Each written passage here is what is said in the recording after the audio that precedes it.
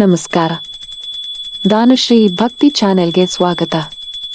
ದಯವಿಟ್ಟು ಲೈಕ್ ಮಾಡಿ, ಸಬ್ಸ್ಕ್ರೈಬ್ ಮಾಡಿ ಮತ್ತು ಬೆಲ್ ಐಕಾನ್ ಒತ್ತಿ ನಮ್ಮ ಚಾನೆಲ್ಗೆ ಬೆಂಬಲ ನೀಡಿ.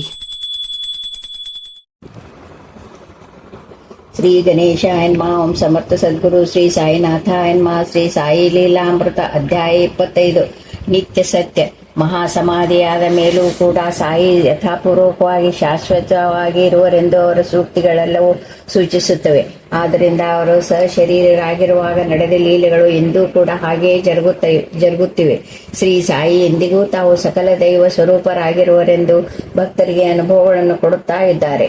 ಅವರು ನಿತ್ಯ ಸತ್ಯ. ದತ್ತಸ್ವಾಮಿ ಶಶಿಕಾಂತ್ ರಾಟ್ವೆ ಶ್ರೀ ಗುರು ಚರಿತ್ರೆಯ ಪಾರಾಯಣ ಮತ್ತು ಗಾನ್ಗಾಪುರ ದರ್ಶನವನ್ನು ಮಾಡುತ್ತಲಿದ್ದನು. 1953ರಲ್ಲಿ ಒಂದು ದಿನ ಕನಿಶಲೆಯಲ್ಲಿ ಒಂದು ಬಿಳಿ ನಾಯಿ ಅವನನ್ನು ಒಂದು ದರ್ಗಾ ಹತ್ತಿರಕ್ಕೆ ಓಡಿಸಿಕೊಂಡು ಬಂದಿತು. ಅಲ್ಲಿ ಭುಜದ ಹತ್ತಿರ ಹರಿದು ಹೋಗಿರುವ ಜುಬ್ಬ, ತಲೆಗೆ ಬಟ್ಟೆ, ಹಣೆಯಲ್ಲಿ ಚಂದನ ಇರುವ ಒಬ್ಬ ಮಹಾತ್ಮ ಅವನನ್ನು ನೋಡಿ, ಅಲ್ಲಾಹೋ ಮಾಲಿಕ್, ನಿನಗೋಸ್ಕರ ಬಹಳ ದಿನಗಳಿಂದ ಕಾದು ಇಂದು ನನ್ನ ಸೇವಕ ಅಬ್ದುಲ್ಲಾನನ್ನು ಕಳುಹಿಸಿದೆನು. ಭಿಕ್ಷಾಟನೆ ನಮ್ಮ ಆಚಾರ, ನಿನಗದರಿಂದಲೇ ಕೊಡುತ್ತೇನೆ ಎನ್ನುತ್ತಾ ತಮ್ಮ ಭಿಕ್ಷಾಪಾತ್ರೆಯಿಂದ ಅನ್ನವನ್ನು ಒಂದಾನೆಯನ್ನು ಕೊಟ್ಟರು. ನೀವು ಮುಸಲ್ಮಾನರು, ನಾನು ದರ್ಗಾಕ್ಕೆ ಬರುವುದಿಲ್ಲ, ನೀವು ಕೊಟ್ಟಿದ್ದನ್ನು ತೆಗೆದುಕೊಳ್ಳುವುದಿಲ್ಲ ಎಂದ ಶಶಿಕಾಂತ. ಅವರು, ನಾನು ಸಾಯಿಬಾಬಾ, ನನ್ನ ವೇಷ ಹೇಗಾದರೂ ಇರಲಿ, ನಾನು ನೃಸಿಂಹ ಸರಸ್ವತಿ ಬೇರೆ ಅಲ್ಲ. ಶಿರಡಿ ನನ್ನ ರಾಜ್ಯಕ್ಕೆ ಮುಖ್ಯ ಪಟ್ಟಣ, ಇದು ದರ್ಗಾ ಅಲ್ಲ, ಹೋಗಿ ನೋಡು ಎಂದು ಅವನ ಕೈಯಲ್ಲಿ ತಮ್ಮ ಮೃದುವಾದ ಕೈ ಇಟ್ಟರು.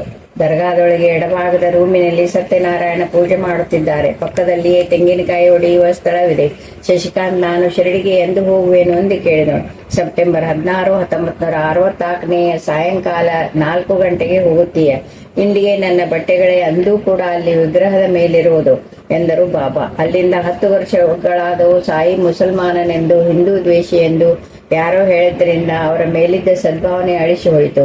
ರಾಟ್ವೆ ತನ್ನ ಕೆಲಸಕ್ಕಾಗಿ ಹುಡುಕಿಕೊಂಡು ಕೊಪ್ಪರಗಾಂವ್ಗೆ ಹೋದಾಗ ಸಂಬಂಧಪಟ್ಟವರು ಊರಿನಲ್ಲಿರಲಿಲ್ಲ. ಆ ಕೆಲಸ ಕೊಡುವ ಮಾಲೀಕ ಮೊದಲು ಸಾಯಿ ಭಕ್ತರಿಗೆ ಕೊಡುವೆನೆಂದು ತಿಳಿದು ಶಶಿಕಾಂತ ಶಿರಡಿಗೆ ಹೋಗುವ ಹೊತ್ತಿಗೆ ಸಾಯಂಕಾಲ 4 ಗಂಟೆಯಾಗಿತ್ತು. ಅಂದು ವಿಗ್ರಹಕ್ಕೆ ಹಾಕಿದ್ದ ಉಡುಪುಗಳು ಹಿಂದೆ ತನ್ನ ಕನಸಿನ ಫಕೀರ ಧರಿಸಿದ್ದವೆ. ಅಂದು ಸೆಪ್ಟೆಂಬರ್ 16 ಸಾಯಿ ಹೇಳಿದ್ದು ಅಕ್ಷರಶಃ ನಿಜವಾಯಿತು. ಆತನಿಗೆ ಆ ಕೆಲಸ ದೊರಕಿ ಕೊಪ್ಪರ್ಗಾಂವ್ನಲ್ಲಿ ಕೆಲಸ ಮಾಡಿದ. 3 ವರ್ಷಗಳು ತಪ್ಪದೆ ಆಗಾಗ್ಗೆ ಶಿರಡಿ ದರ್ಶಿಸುತ್ತಿದ್ದನು. ಪಾಂಡುರಂಗ ಎನ್ನುವ ದತ್ತಭಕ್ತ ಬೀಡ್ ಹತ್ತಿರ ಗೋದಾವರಿ ಸಕ್ಕರೆ ಕಾರ್ಖಾನೆಯಲ್ಲಿ ಕೆಲಸ ಮಾಡುತ್ತಿದ್ದ. ಆತ ಆಗಾಗ್ಗೆ ಶಿರಡಿ ದರ್ಶಿಸಿ ಶಾಂತಿ ಪಡೆಯುತ್ತಿದ್ದ. ಆದರೂ ಸಾಯಿ ದತ್ತಾವತಾರವಾದಲ್ಲಿ ತನಗಂತಹ ನಿದರ್ಶನವನ್ನು ಕೊಡಬೇಕೆಂದು ಪ್ರಾರ್ಥಿಸನು. ಅದೇ ರಾತ್ರಿ ಬಾಬಾ ಕನಸಿನಲ್ಲಿ ಬಂದು, ನಾನು ದತ್ತಾತ್ರೇಯ ಬೇರೆ ಅಲ್ಲ, ಇನ್ನು ಮುಂದೆ ನೀನು ಗಾನ್ಗಾಪುರಕ್ಕೆ ಹೋಗಬೇಕಾದ ಅವಶ್ಯಕತೆ ಇಲ್ಲ ಎಂದರು. ಅಹಮದಾಬಾದಿನ ಮನಾಕಿವಾಲ್ನಿಗೆ 1952ರಲ್ಲಿ ಮೈಯಲ್ಲೆಲ್ಲ ನೀರು ಸೋರಿ ಹೊಟ್ಟೆ ಹುಣ್ಣಾಗಿ ಬಾಯಲ್ಲಿ ರಕ್ತ ಹೊರಟಿತ್ತು. ಆತ 12 ದಿನಗಳಲ್ಲಿ ಕಣ್ಣು ಮುಚ್ಚುವನೆಂದು ಡಾಕ್ಟರ್ಗಳು ಹೇಳಿದರು. ಸ್ನೇಹಿತರು ಬಾಬಾನನ್ನು ಪ್ರಾರ್ಥಿಸೆಂದು ಹೇಳಿದ್ದರಿಂದ ಬಾಬಾನನ್ನು ಪ್ರಾರ್ಥಿಸಿದ. ಆದರೂ ಅವನು ಮುಸಲ್ಮಾನ್ ಎನ್ನುವ ಸಂಶಯ ಇದ್ದೇ ಇತ್ತು. ಒಂದು ಬೆಳಿಗ್ಗೆ ಸಾಯಿ ದರ್ಶನ ಕೊಟ್ಟು, ನಾನು ಫಕೀರ್ನಲ್ಲ, ದತ್ತಾತ್ರೇಯ, ತಾಜಾವುದ್ದೀನ್ ಬಾಬಾ, ದುನಿವಾಲಾ ದಾದಾ, ಅಕ್ಕಲಕೋಟೆ ಸ್ವಾಮಿ, ವಾಸುದೇವಾನಂದ ಸರಸ್ವತಿ ರೂಪಗಳಲ್ಲಿಯೂ ಸಹ ನನ್ನ ಕಾರ್ಯನಿರ್ವಹಿಸುತ್ತಾ ಇದ್ದೇನೆ ಎಂದರು. ತರುವಾಯ ಮನಾಕಿ ವಾಲ್ನನ್ನು ಡಾಕ್ಟರು ಪರೀಕ್ಷಿಸಿ 12 ಗಂಟೆಗಳು ಆತನ ಕಾಲವೆಂದರು. ಅವರು ಹೋದ ಕೂಡಲೇ ಅವನಿಗೆ ಅವನ ತಾಯಿಗೆ ಒಂದು ವಿಚಿತ್ರವಾದ ಬೆಳಕು ಕಾಣಿಸಿಕೊಂಡು ಅದರ ಹಿಂದೆ ಬಾಬಾ ದರ್ಶನವನ್ನೀಯುತ್ತಾ, ಭಯವಿಲ್ಲ, ನಿನ್ನ ಸಂಕಟವನ್ನು ಹರಿಸಿದ್ದೇನೆ, ನಿನ್ನ ಮಗನನ್ನು ಶಿರಡಿಗೆ ಕಳುಹಿಸು ಎಂದು ಹೇಳಿ ಹೊರಟು ಹೋದರು. ಅವನ ಮಗ ಇನ್ನೂ ಚಿಕ್ಕವನು. ತನ್ನ ಕಾಲಾನಂತರ ಅಂತ್ಯಕ್ರಿಯೆ ಮಾಡಲು ಅವನಿರಬೇಕೆಂದು ಕೊಂಡರೂ ಸಹ ಸಾಯಿ ಹೇಳಿದರಲ್ಲವೇ ಎಂದುಕೊಂಡು ಆ ಚಿಕ್ಕ ಹುಡುಗನನ್ನು ಶಿರಡಿಗೆ ಕಳುಹಿಸಿದರು. ಅಂದು ಸಾಯಂಕಾಲ ಪುನಃ ಬಾಬಾ ಕಾಣಿಸಿಕೊಂಡು, ನಾನು ನಿನ್ನ ಮಗನ ಹಿಂದಿದ್ದೇನೆ, ಅವನು ಕ್ಷೇಮವಾಗಿ ಶಿರಡಿ ತಲುಪಿದ್ದಕ್ಕೆ ತಂತಿ ಬರುವುದು ಎಂದರು. ಮಾರನೇ ದಿನ ತಂತಿ ಬಂದಿತು. ತಕ್ಷಣವೇ ರೋಗಿಗೆ ಅತಿಯಾದ ವಿರೋಚನವಾಗಿ ಅವನ ತೂಕ 300 ಪೌಂಡ್ಗಳಿಂದ 75ಕ್ಕೆ ಇಳಿಯಿತು. ಸ್ವಲ್ಪ ಸಮಯದಲ್ಲಿಯೇ ಅವನ ವ್ಯಾಧಿ ತಗ್ಗಿತು. ಆ ಬಳಿಕ ಆಗಸ್ಟ್ 23, 1954ರಂದು ಬಾಬಾ ಆತನಿಗೆ ಕಾಣಿಸಿಕೊಂಡು ಕೈಯಲ್ಲಿ ಸಟ್ಕಾ ತಿರುಗಿಸುತ್ತಾ, ನನ್ನ ಭಕ್ತರೆದುರಿಗೆ ನಾನು ಯಾವಾಗಲೂ ಇರುವೆನು ಎಂದರು. ರೈಲ್ವೆ ಗುಮಾಸ್ತ ವಿನಾಯಕ ದಾಜಿ ಭಾವೆ ತನಗೆ ಸದ್ಗುರು ಲಭಿಸಲೆಂದು ಗುರುಗೀತೆ ನಿತ್ಯ ಪಾರಾಯಣ ಮಾಡಿ ದತ್ತ ಮಂದಿರಕ್ಕೆ ಹೋಗಿ ಬರುತ್ತಿದ್ದನು. ಒಂದು ಗುರುವಾರ ಆ ದತ್ತ ಮಂದಿರದಲ್ಲಿ ದತ್ತಮೂರ್ತಿಗೆ ಬದಲು ಯಾವುದೋ ಮಹಾತ್ಮನ ಸಮಾಧಿ ದರ್ಶನವಾಯಿತು. ಮಾರನೇ ದಿನ ಮಿತ್ರನೊಬ್ಬನ ಮನೆಯಲ್ಲಿ ಶ್ರೀ ಸಾಯಿ ಚರಿತ್ರೆಯಲ್ಲಿ ಶ್ರೀ ಸಾಯಿ ಸಮಾಧಿಯ ಚಿತ್ರವನ್ನು ನೋಡಿ ಅದೇ ತನಗೆ ದರ್ಶನವಾದದ್ದೆಂದು ಗುರ್ತಿಸಿ ಅಂದಿನಿಂದ ಸಾಯಿಯನ್ನೇ ತನ್ನ ಗುರುವಾಗಿ ಸೇವಿಸುತ್ತಾ ಇದ್ದನು. ಆದರೂ ಸಮಾಧಿ ಗುರುವಾಗುವುದಾದರೂ ಹೇಗೆಂದು ಶಂಕಿಸಿ ಇನ್ನೊಂದು ಸಪ್ತಾಹ ಗುರುಗೀತೆ ಪಾರಾಯಣ ಮಾಡಿದನು. ಸ್ವಪ್ನದಲ್ಲಿ ಅವನಿಗೆ ದತ್ತಾವತಾರವಾದ ಶ್ರೀ ನಾರಾಯಣ್ ಮಹಾರಾಜ ಅಂದ್ರೆ ಖೇಡಗಾಂವ್ ಬೇಟ್ ಎನ್ನುವ ಸಿದ್ಧ ಪುರುಷ ದರ್ಶನವಿತ್ತರು. ಭಾವೆ ತಕ್ಷಣವೇ ಖೇಡಗಾಂವಗೆ ಹೋದನು. ಪುನಃ ಸ್ವಾಮಿ ದರ್ಶನ ಕೊಟ್ಟು, ನಾನು ಸಾಯಿ ಬೇರೆ ಅಲ್ಲ, ನೀನಲ್ಲಿಗೆ ಹೋಗು ಎಂದರು. ಆತ ಈ ಬಾರಿ ಹೃತ್ಪೂರ್ವಕವಾಗಿ ಸಾಯಿಯನ್ನು ಆಶ್ರಯಿಸಿದನು. ತರುವಾಯ ಒಬ್ಬ ಸಾಧು ಅವನ ಕೈ ನೋಡಿ, ನಿನ್ನ ಗುರು ಸಾಯಿಬಾಬಾ ಎಂದು ಹೇಳಿದನು. ಸಾಯಿಯೇ ದತ್ತ ಸ್ವಾಮಿ. ಬದ್ರಿನಾಥ ವಿ ಸುಂದರ್ 1926ರಲ್ಲಿ ಬೊಂಬಾಯಿಯಲ್ಲಿ ಸಾಯಿ ವಿಷಯ ಕೇಳಿ ಶಿರಡಿ ದರ್ಶಿಸಬೇಕೆಂದು ಕೊಂಡನು. ಆದರೆ ಆಗಲಿಲ್ಲ. ಮಾರ್ಚ್ 1948ರಲ್ಲಿ ಒಬ್ಬ ಮಿತ್ರನ ಜೊತೆ ಬದ್ರಿನಾಥಕ್ಕೆ ಹೊರಡಲನು ಆಗುತ್ತಿದ್ದರೆ ಆ ಗೆಳನಿಗೆ ಟೆಲಿಗ್ರಾಮ್ ಬಂದು ಅವನ ಯಾತ್ರೆ ಅಕಸ್ಮಾತ್ ಆಗಿ ನಿಂತೆ ಹೋಯಿತು. ಆ ಚಿಂತೆಯಲ್ಲಿ ಮಲೆಗೆ ನಿದ್ರೆ ಹೋಗುತ್ತಿದ್ದರೆ ಆ ರಾತ್ರಿ ಅವನಿಗೊಂದು ಕನಸಾಯಿತು. ಭಯಂಕರವಾದ ಕಾಡಿನಲ್ಲಿ ಬದ್ರಿನಾಥಕ್ಕೆ ಹೋಗುತ್ತಿದ್ದಾನೆ. ಇದ್ದಕ್ಕಿದ್ದ ಹಾಗೆ ಒಂದು ದೊಡ್ಡ ಹುಲಿ 10-12 ಅಡಿ ದೂರದಲ್ಲಿ ಎದುರಾಗುವುದು. ಅವನು ಆಗ ಭಯದಿಂದ ಸಾಯಿ ಬದ್ರಿನಾಥ ಎಂದು ನಾಮಸ್ಮರಣೆ ಮಾಡುತ್ತಿದ್ದರೆ ಆ ಹುಲಿ ಅತಿ ಸಣ್ಣದಾಗಿ ಓಡಿ ಹೋಯಿತು. ತಕ್ಷಣವೇ ಸಾಯಿಯನ್ನು ಹೋಲುವ ಒಬ್ಬ ವೃದ್ಧ ವ್ಯಕ್ತಿ ಪ್ರತ್ಯಕ್ಷನಾಗಿ, ಸಾಯಿ ಬೇರೆ ಬದ್ರಿನಾಥ ಬೇರೆ ಅಂದುಕೊಂಡೆಯಾ? ಇಬ್ಬರು ಒಬ್ಬರೇ. ಇದನ್ನು ಗ್ರಹಿಸಿ ನನ್ನ ನಾಮವನ್ನು 500 ಸಾರಿ ಜಪಿಸು ಎಂದು ಹೇಳಿ ಅದೃಶ್ಯರಾದರು. ಮಾರುತಿ ನವದೆಹಲಿಯ ಶರ್ಮಾ ಅನೇಕ ವರ್ಷಗಳ ಹಿಂದೆ ಬಾಬಾ ಪಟವನ್ನು ಕೊಂಡುಕೊಂಡನೇ ಹೊರತು ಅದನ್ನು ಎಂದೂ ಪೂಜಿಸಲಿಲ್ಲ. ಆಮೇಲೆ ಅವರ ಮನೆಯಲ್ಲಿ ಅನೇಕ ಕಷ್ಟಗಳು ಬಂದಾಗ ಅವನಿಗೆ ನನ್ನ ಫೋಟೋಗೆ ಪೂಜೆ ಮಾಡು, ಕಷ್ಟಗಳೆಲ್ಲ ಹೋಗುವು ಎಂದ ಹಾಗೆ ಕೇಳಿಸಿತು. ಬಾಬಾ ವಿಷಯವಾಗಿ ಅವನಿಗೇನು ಗೊತ್ತಿಲ್ಲದಿದ್ದರೂ ಅಂದಿನಿಂದ ಅವನು ಬಾಬಾ ಪಟವನ್ನು ಪೂಜಿಸಲು ಮೊದಲು ಮಾಡಿದನು. ಆದರೆ ಅವನ ಹೆಂಡತಿಗೆ ಮಾತ್ರ ತಮ್ಮ ಮನದೇವರನ್ನು ಅಂದರೆ ಹನುಮಂತನನ್ನು ಬಿಟ್ಟು ಈ ಫಕೀರನನ್ನು ಪೂಜಿಸುವುದು ಇಷ್ಟವಿಲ್ಲವಾಗಿ ಹನುಮಂತನನ್ನೇ ಪೂಜಿಸುತ್ತಿದ್ದಳು. ಒಂದು ರಾತ್ರಿ ಆಕೆಗೆ ಸ್ವಪ್ನದಲ್ಲಿ ಹನುಮಂತ ದರ್ಶನವಿದ್ದರೂ ಅವನ ಮುಖ ಮಾತ್ರ ಸಾಯಿಬಾಬಾನದೇ ಆಗಿತ್ತು. ಅಂದಿನಿಂದ ಆಕೆಯಲ್ಲಿ ಕ್ರಮವಾಗಿ ಬದಲಾವಣೆಯಾಗಿ ಶ್ರೀ ಸಾಯಿ ಲೀಲಾಮೃತ ಅಂದರೆ ಇಂಗ್ಲಿಷ್ನಲ್ಲಿ ಓದಲು ಪ್ರಾರಂಭಿಸಿದಳು. ಪ್ರಣವ ಸ್ವರೂಪ ನವದೆಹಲಿಯ ಕುಮಾರಿ ವಿಜಯಲಕ್ಷ್ಮಿ ಶ್ರೀ ಸಾಯಿ ಲೀಲಾಮೃತ ಪಾರಾಯಣ ಮಾಡಿ ಆಕೆ ಕಷ್ಟಗಳು ದೂರವಾಗಿ ಮನಃಶಾಂತಿ ಪಡೆದಿದ್ದಳು. ತನ್ನ ಭಕ್ತಿಗೆ ಆತಂಕವಾಗದಂತಹ ವ್ಯಕ್ತಿಯೊಡನೆಯೇ ತನಗೆ ವಿವಾಹವಾಗಬೇಕೆಂದು ಆಕೆ ಬಾಬಾನನ್ನು ಪ್ರಾರ್ಥಿಸುತ್ತಿದ್ದಳು. ಆಕೆಗೆ 1986ರಲ್ಲಿ ಒಬ್ಬ ಡಾಕ್ಟರ್ನ ಜೊತೆ ವಿವಾಹವಾಯಿತು. ಅವರು ಆರ್ಯ ಸಮಾಜಕ್ಕೆ ಸೇರಿದವನಾದ್ದರಿಂದ ಅವನಿಗೆ ಮೂರ್ತಿ ಪೂಜೆಯಲ್ಲಿ ನಂಬಿಕೆ ಇರಲಿಲ್ಲ. ಈಕೆಯನ್ನು ತೃಪ್ತಿಪಡಿಸುವ ಸಲುವಾಗಿ ಬಾಬಾಗೆ ಅಗರಬತ್ತಿಯನ್ನು ಹತ್ತಿಸಿದರೂ ಓಂಕಾರ ಒಂದೇ ಧ್ಯಾನ ಮಾಡತಕ್ಕದ್ದೆನ್ನುತ್ತಿದ್ದನು. ಒಮ್ಮೆ ಅವನು ಜರ್ಮನಿಗೆ ಹೋಗುವ ಮುನ್ನ ಆಕೆ ತೃಪ್ತಿಗೋಸ್ಕರ ಬಾಬಾಗೆ ಪೂಜೆ ಮಾಡಿದರೂ ಎಂದೋ ಪರಮ ಪದವನ್ನೈದಿರುವ ಬಾಬಾ ನಮ್ಮ ಪ್ರಾರ್ಥನೆಗಳನ್ನು ಹೇಗೆ ಕೇಳಬಲ್ಲ ಎಂದುಕೊಂಡಿದ್ದನು. 2 ದಿನಗಳಾದ ಮೇಲೆ ಅವನು ಆಸ್ಪತ್ರೆಯಲ್ಲಿ ಮಲಗಿಕೊಂಡಿದ್ದಾಗ ಕನಸಿನಲ್ಲಿ ಗಾಢಾಂಧಕಾರ ಕವಿದಂತೆ ಭಾಸವಾಗಿ ಅದರಲ್ಲಿ ಒಂದು ವಿಚಿತ್ರ ಕಾಂತಿಗೋಳವು ಅದರ ಮಧ್ಯದಲ್ಲಿ ಬೆಳದಿಂಗಳ ಹಾಗೆ ಹೊಳೆಯುತ್ತಿರುವ ಕಪ್ಪಣಿಯನ್ನು ಧರಿಸಿದ್ದ ಬಾಬಾ ಕಾಣಿಸಿಕೊಂಡು ಕೈ ಎತ್ತಿ ಆಶೀರ್ವಾದ ಮಾಡಿದರು. ಅವರ ಕೈಯಲ್ಲಿ ಬಂಗಾರದ ಕಾಂತಿ ಬೀರುವ ಓಂಕಾರವಿದೆ. ಅದರಿಂದ ಬೆಳಕು ಅವನ ಮೇಲೆ ಬೀಳುತ್ತಿದೆ. ತಕ್ಷಣವೇ ಬಾಬಾ ಕಣ್ಣು ಮುಚ್ಚಿಕೊಂಡು ಧ್ಯಾನಾಸಕ್ತರಾದರು. ಕ್ರಮವಾಗಿ ಅವರ ರೂಪ ಅನಂತವಾದ ವಿಶ್ವದಲ್ಲಿಯೂ ನಕ್ಷತ್ರ ಮಂಡಲಗಳಲ್ಲಿಯೂ ಹರಡಿ ಅಮೃತ ಶಿಲೆಯಲ್ಲಿ ಮಾಡಲ್ಪಟ್ಟ ಬೃಹದಾಕಾರದ ಪ್ರಣವಾಕ್ಷರವಾಗಿ ಮಾರ್ಪಾಡಾಯಿತು. ತಕ್ಷಣವೇ ಆತ ಮನೆಗೆ ಬಂದು ಆನಂದ ಬಾಷ್ಪಗಳನ್ನು ಸುರಿಸುತ್ತಾ ಆಕೆಗೆ ಹೇಳಿದ, ಸಾಯಿಯೇ ಪ್ರಣವವು. ನರಸಿಂಹಸ್ವಾಮಿ ಕರ್ನೂಲಿನ ತ್ರಿಕೂಟ ನಟರಾಜ ಬಾಬೂರವರಿಗೆ ಸಾಯಿಯನ್ನು ಹಿಂದೂ ದೇವತೆಗಳ ಅವತಾರವಾಗಿ ಬಯಸಲು ಸಹಿಸುತ್ತಿರಲಿಲ್ಲ. ತರುವಾಯ ಅವರಿಗಾದ ಶ್ರೀ ಸಾಯಿ ಮತ್ತು ನರಸಿಂಹಸ್ವಾಮಿ ಬೇರೆ ಬೇರೆ ಅಲ್ಲ ಎನ್ನುವ ಅನುಭವದ ವಿವರವನ್ನು ಪಾರಾಯಣ ಮಹಾತ್ಮೆ ಎನ್ನುವ ಅಧ್ಯಾಯದಲ್ಲಿ ಬರೆದಿದ್ದೇನೆ. ಅಷ್ಟೇ ಅಲ್ಲದೆ ಅವರ ಮಗಳಿಗೂ ಕೂಡ ಅಂತಹ ಅನುಭವವೇ ಆಯಿತು. ಪಾಡೇರಿನ ಜೆ ವಿಶ್ವೇಶ್ವರ ರಾಯರಿಗೆ ಶ್ರೀ ಸಾಯಿಯು ಬಾಲೆಯ ಹಾಗೆ ದ್ವಾರಕಾಮಲೆಯಲ್ಲಿ ದರ್ಶನವಿದ್ದರು.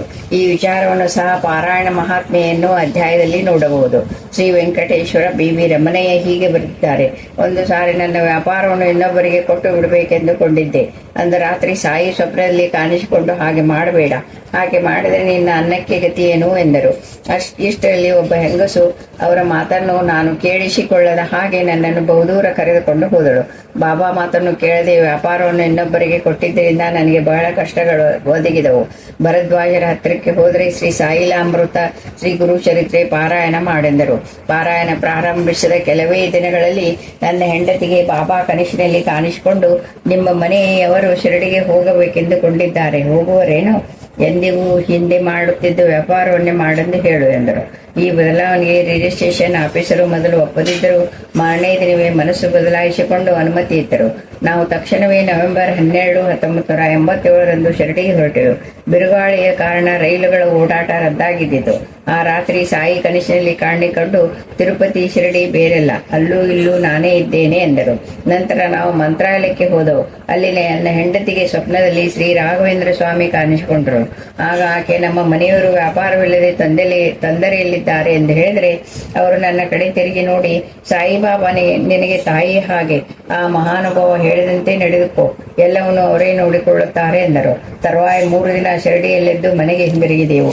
ಸಾಧು ಸ್ವರೂಪ ಮಹನೀಯರೆಲ್ಲರೂ ತಮ್ಮ ಸ್ವರೂಪಗಳೇ ಎಂದು ಮುಮುಕ್ಷುಗಳಿಗೆ ಸಾಯಿ ಇಂದಿಗೂ ನಿದರ್ಶನವನ್ನು ಕೊಡುತ್ತಲಿದ್ದಾರೆ. ಮೆಹರ್ ಬಾಬಾ ಹೇಳಿದ ಹಾಗೆ ತತ್ವಸ್ವಾಮಿಯಾಗಿ ಬಾಬಾ ಮಹಾತ್ಮರಲ್ಲಿ ಸಾಮ್ರಾಟರು. ಅವರನ್ನು ಪ್ರಾರ್ಥಿಸಿದರೆ ಸಾಕು, ಮಹಾತ್ಮರೆಲ್ಲರ ಆಶೀರ್ವಾದವು ಭಕ್ತರಿಗೆ ಲಭ್ಯವಾಗುವುದು. ಅಹಮದ್ನಗರದ ಹತ್ತಿರ ಬೋಡೇಗಾಂವ್ನಲ್ಲಿ ಬನ್ನುಮಾಯಿ ಎನ್ನುವ ದಿಗಂಬರಿಯಾದ ಮುಸ್ಲಿಂ ಯೋಗಿನಿ ಇದ್ದಳು. ಅವಳು ತುಂಬಿದ ಯೌವನದಲ್ಲಿಯೇ ದಿಗಂಬರಿಯಾಗಿ ಸಂಚರಿಸುತ್ತಾ ಇದ್ದರೆ ಪ್ರಪಂಚ ಆಕೆಯನ್ನು ಹುಚ್ಚಿ ಎಂದುಕೊಳ್ಳುತ್ತಿತ್ತು. ನಾನಾ ಚಂದೋರ್ಕರ್ ಒಂದು ಸಾರಿ ಬಾಬಾ ಅನುಮತಿ ಪಡೆದು ಆಕೆಯ ದರ್ಶನಕ್ಕೆ ಹೋದನು.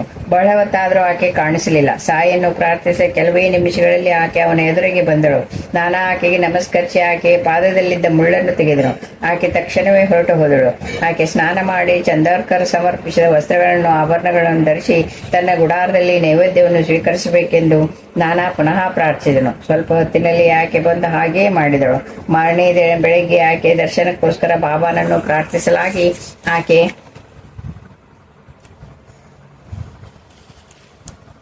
ಆಕೆ ಮೂರನೇ ಸಾರಿ ದರ್ಶನವಿತ್ತಳು. ಸಾಯಿಯ ದಯೆಯಿಂದ ನಾನಾಗೆ ಯಾವ ರೀತಿಯ ಮನೋವಿಕಾರವೂ ಆಗದೆ ಆಕೆಗೆ ನಮಸ್ಕರಿಸಿ ಹೊರಡಲು ಅನುಮತಿ ಪಡೆದನು. ಇದು ನನ್ನ ಅನುಭವವೂ ಕೂಡ. ನಾನು 1967ರಲ್ಲಿ ಟೈಫಾಯ್ಡ್ ಜ್ವರದಿಂದ ಚಿರಾಲ ಆಸ್ಪತ್ರೆಯಲ್ಲಿದ್ದೆನು. ಒಂದು ಗುರುವಾರ ಸಾಯಿಯನ್ನು ಕುರಿತು ಇತರ ರೋಗಿಗಳಿಗೆ ಹೇಳ್ತಿದ್ದೆ. ಆಗ ಒಬ್ಬ ಊರಿನಲ್ಲಿ ಗಾಳಿ ಮಳೆ ಎನ್ನದೇ ತಿರುಗಾಡುತ್ತಿದ್ದಾನೆಂದು ಅವನು ಹುಚ್ಚನೋ ಮಹಾತ್ಮನೋ ನೋಡೆಂದು ಹೇಳಿದರು. ಅದು ನನಗೆ ಸಾಯಿ ಸಂದೇಶವೆನ್ನಿಸಿತು. ಆಸ್ಪತ್ರೆಯಿಂದ ಡಾಕ್ಟರ್ಗಳು ಹೊರಟ ಕೂಡಲೇ ಒಬ್ಬ ಗೆಳೆಯ ನನ್ನನ್ನು ರಿಕ್ಷಾದಲ್ಲಿ ಅವನ ಹತ್ತಿರಕ್ಕೆ ಕರೆದುಕೊಂಡು ಹೋದನು. ಅವರೊಂದು ಹೋಟೆಲಿನ ಹೆಂಚಿನ ಸೂರಿನ ಕೆಳಗಿದ್ದಾರೆ. ಅವರ ಬಟ್ಟೆಗಳು ಹರಿದು ಹೋಗಿವೆ, ಜುಟ್ಟೆಲ್ಲ ಜಡೆಯಾಗಿವೆ, ಬಲಗಾಲು ಊದಿದೆ, ಸಿಗರೇಟ್ ಸೇರುತ್ತಾ ಬುದ್ಧಿ ಕೆಟ್ಟವರಂತೆ ಶೂನ್ಯ ದೃಷ್ಟಿಯಿಂದ ನೋಡುತ್ತಿದ್ದಾರೆ. ನಾನೆಷ್ಟು ಸಾರಿ ನಮಸ್ಕಾರ ಮಾಡಿದರೂ ಅವರು ಗುರುತಿಸಲಿಲ್ಲ. ಆದರೆ ಅವರ ಸನ್ನಿಧಿಯಲ್ಲಿ ನನ್ನ ಮನಸ್ಸು ಅತಿ ಪ್ರಶಾಂತವಾಗಿತ್ತು. ಅವರು ಅದ್ಭುತರೇ ಸರಿ. ಯಾರ ಸನ್ನಿಧಿಯಲ್ಲಿ ಚಿತ್ತ ಶಾಂತವಾಗಿರುವುದೋ ಅವರು ಜ್ಞಾನಿಗಳೆಂದು ರಮಣ ಮಹರ್ಷಿಗಳೆಂದು ಹೇಳಿದ್ದಾರೆ. ಮಾರನೇ ದಿನ ಅವರನ್ನು ನಾನೊಬ್ಬನೇ ದರ್ಶಿಸಿದೆನು. ಪುನಃ ಅದೇ ನಿರ್ಲಿಪ್ತತೆ. ಸಕಲ ಸಾಧು ಸ್ವರೂಪವಾದ ಸಾಯಿಯನ್ನು 100 ಸಾರಿ ಸ್ಮರಿಸುವುದರೊಳಗಾಗಿ ನಾನು ಕೇಳದೆಯೇ ಅವರೇ ನನಗೆ ಪ್ರಸಾದವನ್ನು ನೀಯಬೇಕೆಂದು ಪ್ರಾರ್ಥಿಸಿದೆನು. ಸುಮಾರು 40 ಸಾರಿ ಸ್ಮರಿಸುವುದರೊಳಗಾಗಿ ಅವರು ನನಗೊಂದು ಸಿಗರೇಟು ಮತ್ತು ಕಡ್ಡಿಪೆಟ್ಟಿಗೆ ಕೊಟ್ಟು ಹತ್ತಿಸೆಂದರು. ನನಗೆ ಅಭ್ಯಾಸವಿಲ್ಲವೆಂದು ಹೇಳುವುದರಲ್ಲಿದ್ದೆನು. ಆದರೆ ಅದು ಸಾಯಿ ನನ್ನ ವಿಶ್ವಾಸಕ್ಕಿಟ್ಟ ಪರೀಕ್ಷೆಯನ್ನೆನಿಸಿ ಸಿಗರೇಟು ಹತ್ತಿಸಿದನು. ತಕ್ಷಣವೇ ಇನ್ನೊಂದು ಹತ್ತಿಸೆಂದರು. ಇಷ್ಟರಲ್ಲಿ ಹೋಟೆಲ್ ಮಾನಿ ಹತ್ತಿರ ನನಗೆ ಇಡ್ಲಿ, ಚಟ್ನಿ, ಖಾರ ಪುಡಿ ಕೊಡು ಎಂದರು. ಅವನು ತಂದನು. ಆದರೆ ನನಗೆ ಜ್ವರವೆಂದು ನಾನು ತೆಗೆದುಕೊಳ್ಳಲಿಲ್ಲ. ಮಾನಿಯು ಅದನ್ನು ಸ್ವಾಮಿಯ ಕೈಗೆ ಕೊಟ್ಟನು. ಅವರು ಕ್ಷಣಕಾಲ ಅದರ ಕಡೆ ನೋಡಿ ನನಗೆ ಕೊಟ್ಟು ತಿನ್ನೆಂದರು. ಅದು ಬಾಬಾನ ಇನ್ನೊಂದು ಪರೀಕ್ಷೆ ಎಂದು ಭಾವಿಸಿ ತಿಂದೆನು. ತರುವಾಯ ದೋಸೆ, ಉಪ್ಪಿಟ್ಟು ತಿನ್ನಿಸಿ ಹಾಲು ಕಾಫಿ ಕುಡಿಸಿದರು. ಇನ್ನು ಸ್ವಲ್ಪ ಹೊತ್ತಿಗೆ ಆಸ್ಪತ್ರೆ ಡಾಕ್ಟರ್ ಬರುತ್ತಾರಲ್ಲವೇ ಎಂದು ನಾನು ಅಂದುಕೊಳ್ಳುತ್ತಿರುವ ಹಾಗೆ ಸ್ವಾಮಿ ನನ್ನನ್ನು ಹೋಗಿ ಬಾ ಅಂದರು. ಅಂದಿನಿಂದ ನನಗೆ ಜ್ವರವೇ ಇಲ್ಲ. ಹೀಗೆ ಸಾಯಿ ನನಗೆ ಪಾಕಲವಾಟಿ ಗುರುಗಳು, ಶ್ರೀ ಅವಧೂತ ವೆಂಕಯ್ಯ ಸ್ವಾಮಿ ಮುಂತಾದ ಮಹಾತ್ಮರ ಆಶೀರ್ವಾದಗಳನ್ನು ಹೇಗೆ ಲಭ್ಯ ಮಾಡಿದರು ಎನ್ನುವುದನ್ನು ಅವರವರ ಚರಿತ್ರೆಗಳಾಗಿ ಬರೆದಿದ್ದೇನೆ.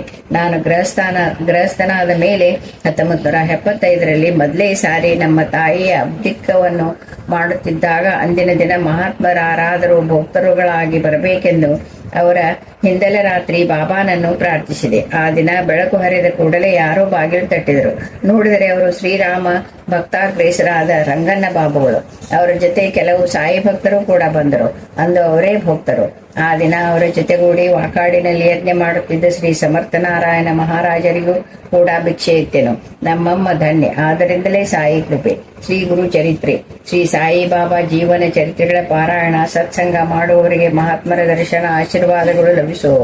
ಚಿರಂಜೀವಿ ವಿಜಯಕುಮಾರ್ ಹೀಗೆ ಬರೆಯುತ್ತಾನೆ. ಮೊದಲು ನಾನು ನನ್ನ ಹೆಂಡತಿ ವರಾಡ್ ಶಿಂಗಾಲ ಅವಧೂತೆ ಅನಸೂಯ ಮಾತೆಯನ್ನು ದರ್ಶಿಸಿದೆವು. ಆಕೆ ನಮ್ಮನ್ನು ನೋಡಿದ ಕೂಡಲೇ ಸಾಯಿ ಸಾಯಿ ಎಂದರು. ಅದೇ ರಾತ್ರಿ ವಿದ್ಯಾನಗರ ಮಂದಿರಕ್ಕೆ ಆಕೆಯ ಆಶೀರ್ವಾದವನ್ನು ಮನಸ್ಸಿನಲ್ಲಿ ಕೋರಿಕೊಂಡೆನು.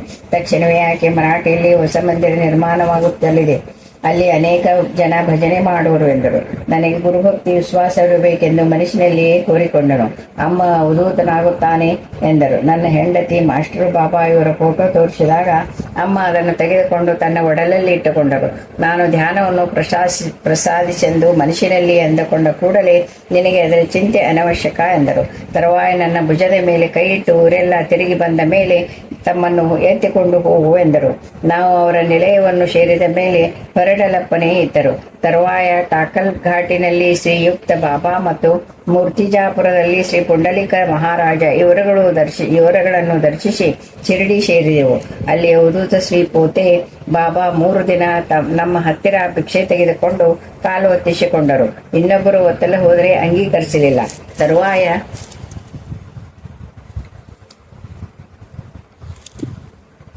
ನೀವಿಬ್ಬರು ನನ್ನವರು ಎಂದು ನಮ್ಮಿಬ್ಬರ ಕೈಯನ್ನು ತಮ್ಮ ತಲೆಯ ಮೇಲಿಟ್ಟುಕೊಂಡರು. ತರುವಾಯ ಅಕ್ಕಲಕೋಟೆ ಶ್ರೀ ಗಜಾನನ್ ಮಹಾರಾಜ ಕೂಡ ನಮ್ಮ ವಿದ್ಯಾನಗರದ ಮಂದಿರಕ್ಕೆ ಮತ್ತು ನಮಗೆ ಆಶೀರ್ವಾದವಿತ್ತರು. ಸತ್ಸಂಗ ಸಭ್ಯ ಮೆಟ್ಟುವಿನ ಶ್ರೀನಿವಾಸಲು ರೆಡ್ಡಿಯೂ ಕೂಡ 1979ರಲ್ಲಿ ಅನಸೂಯ ಮಾತೆಯನ್ನು ದರ್ಶಿಸಿದನು. ಆಗ ಆಕೆ ಹೊದ್ದುಕೊಂಡು ನಿದ್ರೆ ಹೋಗುತ್ತಿದ್ದರು. ಅವನು ಆಕೆಯ ಪಾದಗಳ ಹತ್ತಿರ ಹನ್ನವನ್ನಿಟ್ಟು ಧ್ಯಾನಕ್ಕೆ ಕುಳಿತೊಡನೆ ಆಕೆ ಎದ್ದು ಆ ಹಣ್ಣನ್ನು ದುಪ್ಪಟಿಯೊಳಗೆ ತೆಗೆದುಕೊಂಡು, ನಿನ್ನ ವ್ಯಾಪಾರ ವಿಷಯಗಳಲ್ಲಿ ನಿನಗಾಗುವ ಚಿಂತೆಯೂ ಬೇಡ ಎಂದರು. ಒಂದು ದಿನ ಆಕೆಯನ್ನು ಎತ್ತಿಕೊಳ್ಳುವ ಅವಕಾಶವನ್ನು ರೆಡ್ಡಿಗೆ ಕೊಟ್ಟು ತರುವಾಯ ಭಕ್ತರು ಕೊಟ್ಟಿದ್ದ ತಿನ್ನುವ ಪದಾರ್ಥಗಳನ್ನು ಅವನ ಮೇಲಿಸಿದರು. ರೆಡ್ಡಿ ಈಕೆಯ ರೂಪದಲ್ಲಿಯೂ ಬಾಬಾ ಇದ್ದಾರೇನೋ ಅಂದುಕೊಳ್ಳುತ್ತಿದ್ದಂತೆಯೇ ದೇವರು ಎಲ್ಲಾ ರೂಪಗಳಲ್ಲಿಯೂ ಇದ್ದಾನೆ. ಒಂದು ಕ್ಷಣ ನನ್ನ ಕಡೆ ನೋಡಿ ಮರುಕ್ಷಣ ನೋಡುವುದಿಲ್ಲವೇಕೆ ಎಂದರು. ತರುವಾಯ ಸುಮಾರು 20 ನಿಮಿಷಗಳು ತದೇಕವಾಗಿ ಆತನ ಕಡೆ ನೋಡಿ, ನೀನು ನನ್ನನ್ನು ಯಾವ ದೃಷ್ಟಿಯಿಂದ ನೋಡುತ್ತೀಯಾ? ಬಾಬಾ ಇಲ್ಲೇ ಇದ್ದಾರೆ ಎಂದರು ಅಮ್ಮ. ನವದೆಹಲಿಯ ಅಶೋಕ ಕುಮಾರ ಆನಂದ ತನ್ನ ಅನ್ನ ಬಾಬಾನನ್ನು ಪೂಜಿಸುತ್ತಿರುವುದನ್ನು ನೋಡಿ, ಬಾಬಾ ಭಗವಂತನಾದ ಪಕ್ಷದಲ್ಲಿ ಗುರುನಾನಕ್ ರೂಪದಲ್ಲಿ ನನಗೆ ದರ್ಶನ ಕೊಡಬೇಕು ಎಂದುಕೊಂಡನು. ಆಮೇಲೆ ಅವನಿಗೊಂದು ಕನಸಾಯಿತು. ಒಂದು ಕಾಡಿನಲ್ಲಿ ಬಾಬಾ ತಾನು ಇದ್ದಾರೆ. ಅವನು ತನ್ನ ಆಶೆಗಳನ್ನು ಹೇಳಿಕೊಂಡ ಕೂಡಲೇ ಬಾಬಾ ಯಾವುದೋ ಸಂಜ್ಞೆಗಳನ್ನು ಮಾಡಿ ಅವನನ್ನೊಂದು ಕುಟೀರದೊಳಗೆ ಕರೆದುಕೊಂಡು ಹೋಗಿ ಅಲ್ಲಿ ಕೂರಿಸಿ ಅವರು ಇನ್ನೊಂದು ರೂಮಿಗೆ ಹೊರಟು ಹೋಗಿ ತಿರುಗಿ ಬರಲಿಲ್ಲ. ಅವನು ಆ ರೂಮಿನೊಳಗೆ ಹೋದರೊಡನೆ ಗುರುನಾನಕ್ ನಗುತ್ತಾ, ನಿನ್ನ ಸಂದೇಹ ತೀರಿತೇನೋ ಎಂದರು. ಆ ಕಂಠಧ್ವನಿ ಬಾಬಾದೇ ಆಗಿತ್ತು. ಪುನಃ ಅವರು, ಇನ್ನು ಸ್ವಲ್ಪ ದಿನಗಳಲ್ಲಿ ನಿಮ್ಮ ಮನೆಯ ಬಾಬಾ ಫೋಟೋ ಕೆಳಗಡೆ ಗುರುನಾನಕ್ ಚಿತ್ರ ಬರುವುದು ಎಂದರು. ಆಮೇಲೆ ಒಂದು ದೀಪಾವಳಿಗೆ ಆತನ ಅನ್ನ ಒಂದು ಗುರುನಾನಕ್ ಪ್ರತಿಮೆಯನ್ನು ಬಾಬಾ ಪಟ್ಟದ ಕೆಳಗೆ ಇಟ್ಟರು. ವಿ ಆದಿನಾರಾಯಣ ರೆಡ್ಡಿ ತನ್ನ ತಾಯಿಯನ್ನು ಅನುಸರಿಸಿ ಗೊಲಗುಮೂಡಿಯ ಶ್ರೀ ವೆಂಕಯ್ಯ ಸ್ವಾಮಿಯನ್ನು ಸೇವಿಸುತ್ತಿದ್ದನು. ಅಲ್ಲಿ ಹೀಗೆ ಬರೆದಿದ್ದಾನೆ: ನಾನು ಶ್ರೀ ಸಾಯಿ ಲೀಲಾಮೃತವನ್ನು ಓದಿದಂದಿನಿಂದ ಸಾಯಿ ನಾಮಸ್ಮರಣೆ ಅಭ್ಯಾಸವಾಯಿತು. ವೆಂಕಯ್ಯ ಸ್ವಾಮಿಯ ಭಕ್ತನಾದ ನಾನು ಹೀಗೆ ಮಾಡಕೂಡದೇನೋ ಎಂದುಕೊಳ್ಳುತ್ತಿದ್ದೆ. ಒಂದು ದಿನ ರಾತ್ರಿ ಸ್ವಾಮಿ ನನಗೆ ಕನಸಿನಲ್ಲಿ ಕಾಣಿಸಿಕೊಂಡು, ಯಾವ ನಾಮವಾದರೂ ಒಂದೇನಯ್ಯ ಎಂದರು. ಹಾಗೆಯೇ ನೆಲ್ಲೂರಿನ ವೈದ್ಯುಲ್ ಸುಧಾಕರಣ ತಮ್ಮನಿಗೆ ಅವರ ಅಕ್ಕನ ಮಗಳನ್ನು ಕೊಟ್ಟು ವಿವಾಹ ಮಾಡಬೇಕೆಂದಿದ್ದರು. ಆದರೆ ಆ ಹುಡುಗ ಒಪ್ಪಿಕೊಳ್ಳಲಿಲ್ಲ. ವಿವಾಹ ನಡೆದರೆ ಶ್ರೀ ವೆಂಕಯ್ಯ ಸ್ವಾಮಿಯ ಸಮಾಧಿ ಹತ್ತಿರ ನವದಂಪತಿಗಳು ನಿದ್ರೆ ಮಾಡುವ ಹರಕೆಯನ್ನು ಹೊತ್ತರು. ತಿಂಗಳೊಳಗಾಗಿ ಹುಡುಗ ಅಂಗೀಕರಿಸಿದ. ವಿವಾಹ ಆದ ಕೂಡಲೇ ದಂಪತಿಗಳು ಗೊಲಗಮೂಡಿ ಆಶ್ರಮದಲ್ಲಿ ನಿದ್ರೆ ಮಾಡಿದರು. ಆ ರಾತ್ರಿ ಹುಡುಗಿಗೆ ಕನಸಿನಲ್ಲಿ ಸಾಯಿ ಕಾಣಿಸಿಕೊಂಡು, ನಿನಗೆ ಮದುವೆ ಆಯಿತಲ್ಲವೇ, ಸತ್ಯನಾರಾಯಣ ವ್ರತವನ್ನು ಮಾಡು ಎಂದರು. ನಮ್ಮ ಮನೆ ಸಣ್ಣದು, ದೊಡ್ಡ ಮನೆ ಕಟ್ಟಿಸಿಕೊಟ್ರೆ ಮಾಡುತ್ತೇನೆ ಎಂದರು. ಬಾಬಾ ಆಕೆಗೆ ವೆಂಕಯ್ಯ ಸ್ವಾಮಿಗಳು ಕೊಡುವ ದಾರವನ್ನು ಕೊಟ್ಟು ಕತ್ತಿಗೆ ಹಾಕಿಕೊಳ್ಳೆಂದರು. ನಿದ್ರೆಯಿಂದ ಹೇಳುವ ಹೊತ್ತಿಗೆ ಆಕೆ ಹಾಸಿಗೆ ಮೇಲೆ ದಾರವಿದ್ದಿತು. ಶ್ರೀ ವೆಂಕಯ್ಯ ಸ್ವಾಮಿಯೂ ಕೂಡ ದತ್ತಾವತಾರದ ತಾರವಾದ ಸಾಯಿ ರೂಪವೇ. ರಾಜಮಂದ್ರಿಯ KVS ಸುಬ್ರಹ್ಮಣ್ಯಮ್ಮ ಕೇರಳ ತಮಿಳುನಾಡಿನಲ್ಲಿ ಕೆಲಸ ಮಾಡುತ್ತಿದ್ದಾಗ ಒಬ್ಬ ಗೆಳೆಯ ಬಲವಂತವಾಗಿ ವಿಲಾನ್ ಹತ್ತಿರವಿರುವ ಒಬ್ಬ ಸಾಯಿಯ ದರ್ಶನಕ್ಕೆ ಕರೆದುಕೊಂಡು ಹೋದನು. ಭಕ್ತರೆಲ್ಲರೂ ಅಲ್ಲಿ ಹುಂಡಿಯಲ್ಲಿ ₹1 ಹಾಕಿ ಅವರಿಗೆ ನಮಸ್ಕರಿಸುತ್ತಿದ್ದರು. ಸಾಯಿ ಭಕ್ತನಾದ ಸುಬ್ರಹ್ಮಣ್ಯನನ್ನು ನೋಡಿ ಆ ಸ್ವಾಮಿ, ನಿಲ್ಲು, ನೀನು ಮಾಡಬೇಡ. ನೀನು ಪೂಜಿಸೋ ಸಾಯಿ ಬ್ರಹ್ಮಚಾರಿ, ಮಹಾಶಕ್ತಿ ಸ್ವರೂಪ. ಸಾಕ್ಷಾತ್ ಭಗವಂತನೇ ಸರಿ. ನೀನು ನನ್ನ ಹತ್ತಿರಕ್ಕೆ ಅಲ್ಲ, ಇನ್ನಾರ ಹತ್ತಿರಕ್ಕೂ ಪ್ರಶ್ನೆಗೆ ಹೋಗಬೇಡ. ಅವರ ರಕ್ಷಣೆ ನಿನಗೆಂದಿಗೂ ಇರುವುದು ಎಂದರು. ನವದೆಹಲಿಯ ಶೋಭಾ ಶರ್ಮಾ ಹೀಗೆ ಬರೆದಿದ್ದಾರೆ. ಒಂದು ಸಾರಿ ನನಗೆ ತೀವ್ರವಾದ ಕಾಯಿಲೆಯಾಗಿ ಹರಿಹರ ಮಹಾರಾಜನು ಮಹಾತ್ಮ ನನಗೆ ಆಯುರ್ವೇದ ಔಷಧಿ ಯೋಗಾಸನಗಳು ಹೇಳಿಕೊಟ್ಟರು. ಅದರಿಂದ ನನಗೆ ಒಂದು ವಾರದಲ್ಲಿ ಹುಷಾರಾಯಿತು. ತರುವಾಯ ಒಂದಿನ ನಮ್ಮವರಿಗೆ ಧ್ಯಾನದಲ್ಲಿ ಬಾಬಾ ಕಾಣಿಸಿಕೊಂಡು ನನ್ನ ಅನುಗ್ರಹ ಆ ಮಹಾತ್ಮನ ಮುಖಾಂತರ ನಿನಗೆ ಪ್ರಕಟವಾಗುವುದು ಎಂದರು. ತರುವಾಯ ನಮ್ಮ ಯಜಮಾನರು ಹರಿಹರ ಮಹಾರಾಜರನ್ನು ದರ್ಶಿಸಿದಾಗ ಅವರು ಪ್ರಸಂಗವಶಾತ್ ಶ್ರೀ ಸಾಯಿಬಾಬಾ ಅತ್ಯುನ್ನತ ಮಟ್ಟದ ಮಹಾತ್ಮರು, ನಾನು ಸಹ ಶಿರಡಿಯನ್ನು ದರ್ಶಿಸಬೇಕೆಂದುಕೊಂಡಿದ್ದೇನೆ ಎಂದರು. ನನಗೆ ಇನ್ನೊಂದು ಸಾರಿ ವಿಪರೀತ ಕಾಯಿಲೆಯಾದಾಗ ನಮ್ಮ ಯಜಮಾನರು ಬಾಬಾನನ್ನು ಪ್ರಾರ್ಥಿಸಿದಾಗ ಒಂದು ದೃಶ್ಯ ಕಾಣಿಸಿಕೊಂಡಿತು. ನಮ್ಮ ಮನೆಯ ಬಾಗಿಲ ಹತ್ತಿರ ಕಮಂಡಲ ಜಪಮಾಲೆಯನ್ನು ಧರಿಸಿರುವ ಮಹಾತ್ಮ ಬಂದು ನಿಂತರು. ಅವರ ಜೊತೆಯಲ್ಲಿದ್ದ ಶಿಷ್ಯರು ಹೊರಡೋಣವೆಂದು ಅವರಿಗೆ ಸೂಚಿಸುತ್ತಾ ಇದ್ದರೆ ಅವರು ತಡಿ, ಇಲ್ಲೊಬ್ಬ ಭಕ್ತ ಆಪತ್ತಿನಲ್ಲಿದ್ದಾನೆ ಎಂದರು. ಮೂರನೆಯ ದಿನ ಹರಿಹರ ಮಹಾರಾಜರು ತಾವೇ ನಮ್ಮ ಮನೆಗೆ ಬಂದು ನನಗೆ ಚಿಕಿತ್ಸೆಯನ್ನು ಹೇಳಿದರು.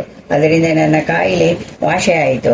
ಗುಂಟೂರಿನ ನಲ್ಲಪಾಡಿನ ಹತ್ತಿರ ಸಾಯಿಬಾಬಾ ಮಂದಿರವನ್ನು ನಿರ್ಮಿಸುವ ಮುನ್ನ ಆ ಮಂದಿರದ ಸ್ಥಳವನ್ನು ಮಹನೀಯರ ಪಾದಸ್ಪರ್ಶದಿಂದ ಪವಿತ್ರಗೊಳಿಸಬೇಕೆಂದುಕೊಂಡು ಅನೇಕ ಜನ ಭಕ್ತರು ಶ್ರೀ ಸಾಯಿ ಲೀಲಾಮೃತ ಶ್ರೀ ಗುರುಚರಿತ್ರೆ ಪಾರಾಯಣ ಮಾಡಿದರು. ಕರ್ಲೂನಿನ ಹತ್ತಿರದಿಂದ ಶ್ರೀ ಅವಧೂತ ರಾಮರೆಡ್ಡಿಯವರನ್ನು ಕರೆತರಲು ಕೆಲವು ಜನ ಹೋದರು. ಆದರೆ ಅವರು ಸಾಮಾನ್ಯವಾಗಿ ಬರುವುದಿಲ್ಲವೆಂದು ಆ ಭಕ್ತರನ್ನು ಎಚ್ಚರಿಸಿದರು. ಆದರೆ ಅವರು ಬಂದು ಮಂದಿರ ಸ್ಥಳದಲ್ಲಿ ನಿರ್ಮಿಸಿದ ಕುಟೀರದಲ್ಲಿ 20 ದಿವಸಗಳು ಬಿಡಾರ ಮಾಡಿದರು. ಅದೇ ರೀತಿ 1986ರಲ್ಲಿ ಶಂಕುಸ್ಥಾಪನೆಗೆ ಶ್ರೀ ರಾಮಿರೆಡ್ಡಿ ತಾತಾನವರು ಮತ್ತು ಕನ್ಯಾಕುಮಾರಿಯಿಂದ ಅವಧೂತ ಮಾಯಿ ಅಮ್ಮನವರು ಬರಬೇಕೆಂದು ಭಕ್ತರು ಆ ಎರಡೂ ಗ್ರಂಥಗಳನ್ನು ಪಾರಾಯಣ ಮಾಡಿದರು. ಸಾಯಿ ಸದ್ಗುರುವಿನ ಅನುಗ್ರಹದಿಂದ ಆ ಇಬ್ಬರು ಅವಧೂತರು ಅಲ್ಲಿ 2 ಶಂಕುಸ್ಥಾಪನೆ ಮಾಡಿದರು. ಹೀಗೆ ಇಬ್ಬರು ಅವಧೂತರು ಒಂದು ಮಹತ್ ಕಾರ್ಯದಲ್ಲಿ ಸೇರುವುದು ಬಹು ಅಪರೂಪ. ತರುವಾಯ ನಾನಾ ತಾತಾರವನ್ನು ಆ ಶಾಲು ಯಾರದ್ದು ಎಂದು ಕೇಳಿದೆ. ಅವರು ಸಂತೋಷದಿಂದ ನಮ್ಮಪ್ಪನದಲ್ಲವೇ, ಶ್ರೀ ಸಾಯಿಬಾಬಾ ಅನ್ನದೇ ಅದು ಎಂದರು. ಅತಿ ದೀರ್ಘಕಾಲದಿಂದ ನಿರಂತರ ಶ್ರೀ ಸಾಯಿಯನ್ನು ಕುರಿತು ಬರೆಯುವುದು, ಓದುವುದು, ಹೇಳುವುದು, ಹೀಗೆ ಸಾಯಿಯನ್ನು ಸ್ಮರಿಸುತ್ತಿದ್ದರಿಂದಲೋ ಏನೋ ಮೊದಲು ರಾಮರೆಡ್ಡಿ ತಾತ ಗುಂಟೂರಿಗೆ ಬಂದಾಗ ಓಂ ಗೋನೆಯಲ್ಲಿ ನಮ್ಮ ಮನೆಗೆ ಬಂದು ಕೆಲವು ಗಂಟೆಗಳಿದ್ದು ನಮ್ಮ ಜೊತೆ ಗೋಗಲಮೂಡಿಗೆ ಬಂದರು. ದಾರಿಯಲ್ಲಿ ಒಬ್ಬರು ತಾತ ದತ್ತ ಸ್ವಾಮಿ ಎಲ್ಲಿದ್ದಾರೆ ಎಂದರೆ ಅವರು ಈಗ ನಾವು ಬಂದಿರುವ ಮನೆಯಲ್ಲಿದ್ದಾರೆ ಎಂದರು. ನನ್ನ ಸೇವೆಯಿಂದ ದತ್ತ ಸ್ವಾಮಿಯಾದ ಶ್ರೀ ಸಾಯಿ ಸಂಪ್ರೀತರಾಗಿ ನಮ್ಮ ಮನೆಯಲ್ಲೇ ಇರುವರು ಎಂದು ತಿಳಿದು ನನಗೆ ಬಹಳ ಸಂತೋಷವಾಯಿತು. ಹಾಗೆಯೇ ಮಾಯಿ ಅಮ್ಮನನ್ನು ಗುಂಟೂರಿಗೆ ಕರೆದುಕೊಂಡು ಹೋಗುತ್ತಾ ಮೋಟಾರ್ ವ್ಯಾನ ನಮ್ಮ ಮನೆಯ ಮುಂದೆ ನಿಂತಿದ್ದು. ಅಷ್ಟು ದೀರ್ಘ ಪ್ರಯಾಣದಿಂದ ಅತಿ ವೃದ್ಧರಾದ ಅಮ್ಮ ಬಹಳ ಆಲಸ್ಯಪಟ್ಟಿರುವರೆಂದುಕೊಂಡು ಸಾಧ್ಯವಾದಷ್ಟು ಬೇಗ ಗುಂಟೂರಿಗೆ ಕಳುಹಿಸಿಕೊಡಬೇಕೆಂದುಕೊಂಡನು. ಆದರೆ ನನ್ನ ಮನಸ್ಸಿನಲ್ಲಿ ಮಾತ್ರ ಅವರು ನಮ್ಮ ಮನೆಗೆ ಬರಲಿ ಎಂದುಕೊಳ್ಳುತ್ತಿದ್ದೆ. ವ್ಯಾನ್ನಲ್ಲಿ ಭಜನೆ, ಆರತಿ, ನೈವೇದ್ಯ ಎಲ್ಲವೂ ಆದ ಮೇಲೆ ಅಮ್ಮ ಬಹಿರ್ದೇಶಕ್ಕೆ ಹೋಗಬೇಕೆಂಬ ನೆವದಿಂದ ವ್ಯಾನ್ನಿಂದ ಇಳಿದು ನಮ್ಮ ಮನೆಯ ವರಾಂಡದಲ್ಲಿ ಸುಮಾರು 1 ಗಂಟೆ ಕಾಲ ಕುಳಿತುಕೊಂಡು ಹೋದರು. ಇದು ಸತ್ಸಂಗದ ಫಲ, ಪಾರಾಯಣದ ಫಲ. ಗುಂಟೂರಿಗೆ ಹೋಗುವ ದಾರಿಯಲ್ಲಿ ಅಮ್ಮ ಅನೇಕ ಸಾರಿ ಸಾಯಿಬಾಬಾ ಎಂದು ಸ್ಪಷ್ಟವಾಗಿ ಹೇಳಿದ್ರಂತೆ. ವಾಪಸ್ಸು ಪ್ರಯಾಣದಲ್ಲಿ ಶ್ರೀ ಸೀತಾರಾಮಯ್ಯ ಶಿರಡಿಯಿಂದ ತಂದ ವಸ್ತ್ರವೊಂದನ್ನು ಅಮ್ಮನ ಪಾದಸ್ಪರ್ಶಕ್ಕಾಗಿ ಕೇಳಿಕೊಂಡು ಅವರ ಪಾದದ ಮೇಲೆ ಇಟ್ಟರು. ಆದರೆ ಬೀಳ್ಕೊಡುವ ಸಮಾರಂಭದಲ್ಲಿ ಅಮ್ಮ ಬಹಳ ಆದರದಿಂದ ಅದನ್ನು ಲುಂಗಿಯಾಗಿ ಸುತ್ತಿಕೊಂಡು ತಮ್ಮ ಒಡಲಲ್ಲೇ ಇಟ್ಟುಕೊಂಡು ತಿರುಗಿ ಕೊಡದೆ ತೆಗೆದುಕೊಂಡು ಹೋದರಂತೆ. ದತ್ತಾವತಾರದ ಸಾಯಿ ವಸ್ತ್ರವೆಂದರೆ ಆಕೆಗೂ ಸಹ ಅಷ್ಟು ಪ್ರೀತಿ ಇರಬೇಕು. ಗುಂಟೂರಿನಲ್ಲಿ ಸಹ ಒಂದು ರಾತ್ರಿ ಅಮ್ಮ ಎಲ್ಲಿಯೂ ವಿಶ್ರಮಿಸಿಕೊಳ್ಳಲು ಅಂಗೀಕರಿಸದೆ ಶ್ರದ್ಧೆಯಾಗಿ ಚರಿತ್ರೆ ಪಾರಾಯಣ ಮಾಡಿಕೊಳ್ಳುತ್ತಿದ್ದ. ಒಬ್ಬ ಭಕ್ತನ ಮನೆಯಲ್ಲಿ ತಮಗೆ ತಾವೇ ರಾತ್ರಿ ಎಲ್ಲ ವಿಶ್ರಮಿಸಿಕೊಂಡರು. ಅದು ಪಾರಾಯಣ ಸತ್ಸಂಗದ ಮಹಿಮೆ. ವಿ ಬಾಬಾ ಪ್ರಸಾದ್ ಹೀಗೆ ಬರೆಯುತ್ತಾರೆ. ಶ್ರೀ ಸಾಯಿ ಲೀಲಾಮೃತವನ್ನು 20 ಸಾರಿ ಪಾರಾಯಣ ಮಾಡಿದೆನು. ಬಾಬಾ 2-3 ಸಾರಿ ಸ್ವಪ್ನ ದರ್ಶನವನ್ನು ಕೊಟ್ಟು ನಮ್ಮ ಕಷ್ಟಗಳನ್ನು ಪರಿಹರಿಸಿದರು. ನಾನು ಈ ಮಧ್ಯೆ ಕಂಚಿ, ಕಾಮಕೋಟಿ ಪೀಠಾಧಿಪತಿಗಳ ದರ್ಶನಕ್ಕೆ ಹೋದೆನು. ಆ ದಿನ ಅವರನ್ನು ದೂರದಿಂದ ಕೂಡ ನೋಡಲಾರದಷ್ಟು ಜನ ಸೇರಿದ್ದರು. ನಾನು ಕೆಲವೇ ಸಾರಿ ಸಾಯಿ ನಾಮಸ್ಮರಣೆ ಮಾಡಿದ ಕೂಡಲೇ ಸ್ವಾಮಿಗಳೇ ಎದ್ದು ನಾವಿದ್ದ ಸ್ಥಳಕ್ಕೆ ಬಂದು ಆಶೀರ್ವದಿಸಿ ಪುನಃ ಹೋಗಿ ಯಥಾಸ್ಥಾನದಲ್ಲೇ ಕುಳಿತುಕೊಂಡರು. ಓಂ ಗಲೆನ ಚಿರಂಜೀವಿ ಕೆ.ವಿ. ರಂಗಾರಾವು ಹೀಗೆ ಬರೆದಿದ್ದಾರೆ. ಒಂದು ಭಾನುವಾರ ಶ್ರೀ ಅವಧೂತ ರಾಮರೆಡ್ಡಿಯವರ ದರ್ಶನಕ್ಕೆ ಹೋದನು. ಅವರ ಮನೆಯಲ್ಲಿ ಇರಲಿಲ್ಲ.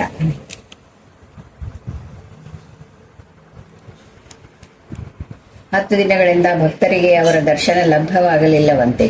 ನಾನು ಸಾಯಿಯನ್ನು ಪ್ರಾರ್ಥಿಸುತ್ತಿದ್ದಾಗ ಅವರೊಂದು ಸಾರಿ ಬಂದು ಕೋಪದಿಂದ ಮಾತಾಡಿ ಹೊರಟು ಹೋದರು. ಸ್ವಲ್ಪ ಹೊತ್ತಿಗೆ ಪುನಃ ಬಂದು ನಾನು ನಮಸ್ಕರಿಸಿದೊಡನೆ ಅತ್ತ ಹೊರಟು ಹೋದರು.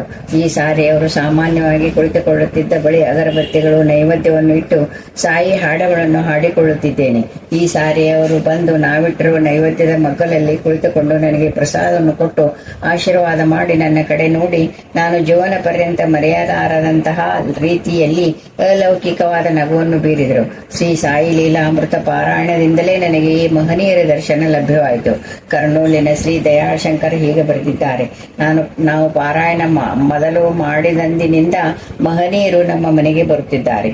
ಕರ್ನೂಲಿನಲ್ಲಿ ಶ್ರೀ ಖಾನ್ ಸಾಹೇಬ್ ಎನ್ನುವ ಮಹನೀಯರು ಯಾವಾಗಲೂ ಧ್ಯಾನದಲ್ಲಿದ್ದು ಯಾರ ಹತ್ತಿರವೂ ಮಾತಾಡದೆ ಹುಚ್ಚನ ಹಾಗೆ ತಿರುಗುತ್ತಾ ಬಂದ ಭಕ್ತರನ್ನು ಓಡಿಸುತ್ತಿದ್ದರು. ನಾನು ಅವರನ್ನು ಆಗಾಗ್ಗೆ ದರ್ಶಿಸುತ್ತಾ ಅವರು ನಮ್ಮ ಮನೆಗೆ ಬಂದರೆ ಎಷ್ಟು ಚೆನ್ನಾಗಿರುವುದೆಂದು ಕೊಂಡನೇ ಹೊರತು ಅವರನ್ನು ಕರೆಯುವಷ್ಟು ಧೈರ್ಯ ಬರಲಿಲ್ಲ. ಅಕ್ಟೋಬರ್ 18, 1984 ಸಾಯಂಕಾಲ 4 ಗಂಟೆಗೆ ನಾನು ನಮಸ್ಕರಿಸಿದ ಕೂಡಲೇ ಅವರು ಸಿಹಿ ನೀರು ಕೇಳಿದರು. ಆಮೇಲೆ ಬಿರಿಯಾನಿ ಬೇಕೆಂದರು. ಅವುಗಳನ್ನು ತರಿಸುವುದರೊಳಗೆ ಅವರು ನನ್ನ ಕೈ ಹಿಡಿದುಕೊಂಡೆದ್ದು ಒಂದು ರಿಕ್ಷಾದಲ್ಲಿ ಕುಳಿತುಕೊಂಡು ನನ್ನನ್ನು ಪಕ್ಕದಲ್ಲಿ ಕುಳಿತುಕೊಳ್ಳಲು ಹೇಳಿದರು. ಅವರ ಹತ್ತಿರ ಸುಳಿಯುವುದಕ್ಕೆ ಭಯ, ಇನ್ನು ಪಕ್ಕದಲ್ಲಿ ಕುಳಿತುಕೊಳ್ಳಲು ಇನ್ನಷ್ಟು ಭಯ. ಆದರೂ ಅವರು ಪಕ್ಕದಲ್ಲಿ ಕುಳಿತು ರಿಕ್ಷಾವನ್ನು ನಮ್ಮ ಮನೆಗೆ ಹೋಗುವ ಹಾಗೆ ಹೇಳಿದನು. ಮನೆ ಸೇರಿದ ಕೂಡಲೇ ಅಲ್ಲಿ ಸೇರಿದ್ದ ನಮ್ಮ ಸತ್ಸಂಗದ ಭಕ್ತರೆಲ್ಲರೂ ಹೊರಗೆ ಬಂದು ಅವರ ದರ್ಶನ ಮಾಡಿಕೊಂಡರು. ಸ್ವಾಮಿ, ಮತ್ತೆ ಬಿರಿಯಾನಿ ಇದೆಯೇನು ಎಂದರು. ನಮ್ಮ ಮನೆಯಲ್ಲಿ ಮಾಡಿದ್ದ ಚಪಾತಿಯ ಜೊತೆ ಹೊರಗಿನಿಂದ ತರಿಸಿದ್ದ ಮಾಂಸದ ಪೊಟ್ಟಣವನ್ನು ಕೈಗೆ ತೆಗೆದುಕೊಂಡೆನು. ತಕ್ಷಣವೇ ಅವರು ನನ್ನ ರಿಕ್ಷಾದಲ್ಲಿ ಕೂರಿಸಿಕೊಂಡು ಲಾಲ್ ಮಸೀದಿಯ ಪಕ್ಕದ ಒಂದು ಹೋಟೆಲಿನೊಳಕ್ಕೆ ಹೋಗಿ ನಾನು ತಂದಿಟ್ಟಿದ್ದ ಚಪಾತಿಯನ್ನೇ ತಿಂದರು. ಈ ಅದೃಷ್ಟ ನನಗೆ ಚರಿತ್ರೆ ಪಾರಾಯಣದಿಂದುಂಟಾಯಿತು. ಡಿ. ಭಾಸ್ಕರ್ ಲಕ್ಷ್ಮಿ ಹೀಗೆ ಬರೆದಿದ್ದಾಳೆ, ಸ್ವಪ್ನದಲ್ಲಿ ಬಾಬಾ ದರ್ಶನವಾಗಬೇಕೆಂದು ಆಶಿಸಿ ಶ್ರೀ ಸಾಯಿ ಲೀಲಾಮೃತ ಪಾರಾಯಣ ಮಾಡಿದನು. 1984 ಮೇ 30 ಬೆಳಗಿನ ಜಾವ ಕಣಿಸಿನಲ್ಲಿ ಬಾಬಾ ಗುಂಡಿಗೆಂದು ಹೋದೆನು. ಒಂದು ಸಣ್ಣ ಕುಟೀರದಲ್ಲಿ ಅಮೃತಶಿಲೆಯ ಆಸನದ ಮೇಲೆ ಅವಧೂತಿ ಚಿವುಟಮ್ಮ ಕುಳಿತಿದ್ದಾರೆ. ಆಕೆಯನ್ನೇ ಬಾಬಾ ಎನ್ನುವ ಭಾವದಿಂದ ನಾನು ನಮಸ್ಕರಿಸುವ ಹೊತ್ತಿಗೆ ಅವರು ನನ್ನನ್ನು ಹತ್ತಿರಕ್ಕೆ ಕರೆದು ಕೈಗೆ ಉದಿಯನ್ನಿಟ್ಟು ತಾವು ಮತ್ತು ಅಮ್ಮ ಬೇರೆಲ್ಲವೆಂದರು. ಹತ್ತಿರದಲ್ಲಿ ಇರುವ ಆಕೆಯ ಸೇವೆ ಮಾಡಬೇಕೆಂದು ಸಾಯಿ ತಿಳಿಸಿದರು. ಮಾರನೆಯ ದಿವಸ ಅಂದರೆ ಗುರುವಾರ ಜೂನ್ 6 ನನಗೆ ಅಮ್ಮನ ಪುಣ್ಯತಿಥಿಯ ಸಮಾರಂಭದ ಆಹ್ವಾನ ಪತ್ರ ಬಂದಿತು. ಶ್ರೀ ಸಾಯಿ ಲೀಲೆಗೆ ಜಾತಿ, ದೇಶ, ಮತ ಭೇದಗಳು ಇಲ್ಲ. ಮೊದಲ ಬಾರಿಗೆ ನಾನು ಶಿರಡಿ ದರ್ಶಿಸಿದಾಗ ಸಶರೀರ ಸದ್ಗುರುವನ್ನು ಅನ್ವೇಷಿಸುತ್ತಾ 1968ರಲ್ಲಿ ಜಲ್ಲಲ್ ಮೂಡಿಯಲ್ಲಿ ಸ್ವಲ್ಪ ಕಾಲವಿದ್ದೆ. ಆಗ ಅಲ್ಲಿದ್ದ ಕುಮಾರಿ ಮಾರ್ವಾ ಎನ್ನುವ ಅಮೆರಿಕನ್ ಮಹಿಳೆ ಸಾಯಿ ವಿಷಯನ್ನು ತಿಳಿದು ಶಿರಡಿಗೆ ಹೋಗಬೇಕೆಂದು ಕೊಂಡಳು. ಆದರೆ ಅಕಸ್ಮಾತ್ ಆಗಿ ಆಕೆ ತಾಯಿಗೆ ಕಾಯಿಲೆಯಾದ್ದರಿಂದ ಆಕೆ ತಕ್ಷಣವೇ ತನ್ನ ದೇಶಕ್ಕೆ ಹೊರಡುವಾಗ ನನ್ನ ಹತ್ತಿರ ಬಾಬಾನಲ್ಲಿ ಶಕ್ತಿ ಇಲ್ಲ, ನಾನು ಶಿರಡಿಯನ್ನು ನೋಡದೆ ಹೋಗುತ್ತಿದ್ದೇನೆ ಎಂದಳು. ಆದರೆ ಬೊಂಬಾಯಿಲಿ ಬಿರುಗಾಳಿಯ ಕಾರಣ ವಿಮಾನ ಸಂಚಾರ 48 ಗಂಟೆಗಳ ಕಾಲ ಸ್ಥಗಿತವಾಯಿತು. ಆಗ ಆಕೆ ಟ್ಯಾಕ್ಸಿಯಲ್ಲಿ ಶಿರಡಿಗೆ ಹೋದಳು. ಅಂದು ವಿಜಯದಶಮಿ. ಬಾಬಾ ಸಮಾಧಿಯ ಸ್ವರ್ಣೋತ್ಸವ ಭವ್ಯವಾಗಿ ನಡೆಯುತ್ತಾ ಇದೆ. ಆಕೆ ಸಾಯಿಯನ್ನು ದರ್ಶಿಸಿ ಅಮೆರಿಕ ತಲುಪಿದಳು. ಅಲ್ಲಿಂದ ಹೀಗೆ ಬರ್ತಿದ್ದಾಳೆ, ಬಾಬಾ ನನಗೆ ಡಿಸೆಂಬರ್ 1, 1970 ಕನಸಿನಲ್ಲಿ ಕಾಣಿಸಿಕೊಂಡರು. ಅಂದಿನಿಂದ ಪ್ರತಿದಿನವೂ ನನಗೆ ಕ್ರೈಸ್ತನನ್ನು ಕುರಿತು ಬೋಧಿಸುತ್ತಾ ಇದ್ದಾರೆ. ಎಷ್ಟು ಅದ್ಭುತ! ಇಂದಿನಿಂದ ಅವರು ನನಗೆ ಬಾಬಾ ಕ್ರೈಸ್ತ ಇಂತು ಸೋದರಿ ಮಾರ್ವಾ. 1951ರಲ್ಲಿ ಒಂದು ರಾತ್ರಿ ಸೂರಜ್ ಬಾಯಿಗೆ ಕನಸಿನಲ್ಲಿ ಆಕೆ ಗಂಡನ ಶವವನ್ನು ಸ್ಮಶಾನಕ್ಕೆ ತೆಗೆದುಕೊಂಡು ಹೋಗುತ್ತಿದ್ದಾರೆ. ಆಕೆ ಶೋಕಿಸುತ್ತಿದ್ದಾಳೆ. ಇಷ್ಟರಲ್ಲಿ ಕಪ್ನಿ ತಲೆಗೆ ಬಟ್ಟೆ ಸುತ್ತಿರುವ ಫಕೀರ ಕಾಣಿಸಿಕೊಂಡು ನಿನ್ನ ಗಂಡ ಬದುಕುತ್ತಾನೆ, ಶೋಕಿಸಬೇಡ ಎಂದರು. ತಕ್ಷಣವೇ ಆಕೆ ಗಂಡ ಬದುಕಿದನು. ಆ ರಾತ್ರಿ ಬೇರೆ ಊರಿನಲ್ಲಿದ್ದ ಆಕೆ ಗಂಡನಿಗೆ ಕಾಯಿಲೆಯಾಗಿ ವಿಚಿತ್ರ ರೀತಿಯಲ್ಲಿ ಹುಷಾರಾಗಿದ್ದನು. ಅವರನ್ನು ಕಾಪಾಡಿದ ಫಕೀರನಾರು ಎಂದು ಆಕೆ ಆಶ್ಚರ್ಯಪಟ್ಟಳು. ತಮ್ಮ ಜೈನ ಪಂಗಡದಲ್ಲಿ ಅಂತವರಾರೂ ಇಲ್ಲ. ಒಬ್ಬ ಗೆಳೆಯ ಸಾಯಿ ಪಟವನ್ನು ತೋರಿಸಿದಾಗ ಆ ಫಕೀರ ಸಾಯಿ ಎಂದೇ ಗುರುತಿಸಿ ತಮ್ಮ ಮತಸ್ಥರ ಟೀಕೆಯನ್ನು ಲೆಕ್ಕಿಸದೆ ಬಾಬಾ ಪೂಜೆ ಮಾಡುತ್ತಿದ್ದಳು. ತರುವಾಯ ಆಕೆ ಶಿರಡಿಗೆ ಹೋದಾಗ ನಾನು ಕನಸಿನಲ್ಲಿ ನೋಡಿದ್ದು ಶಿರಡಿ ಎಂದೇ ಗುರುತಿಸಿದಳು. ಶ್ರೀಮತಿ ಆರ್. ಫರ್ನಾಂಡಿಸ್ ಕ್ರೈಸ್ತ ಮಹಿಳೆ. ಇವಳ ಮಗ ಅಂತೋನಿಗೆ ಸ್ನಾನ ಮಾಡಿದಾಗಲೆಲ್ಲ ಜ್ವರ ಬರುತ್ತಿತ್ತು. ಡಾಕ್ಟರ್ ಎಕ್ಸ್ರೇ ನೋಡಿ ಅವನ ಶ್ವಾಸಕೋಶದಲ್ಲಿ ಮಚ್ಚೆ ಇರುವುದನ್ನು ಕಂಡು 15 ದಿನ ಔಷಧ ಕೊಟ್ಟರೂ ತಗ್ಗಲಿಲ್ಲ.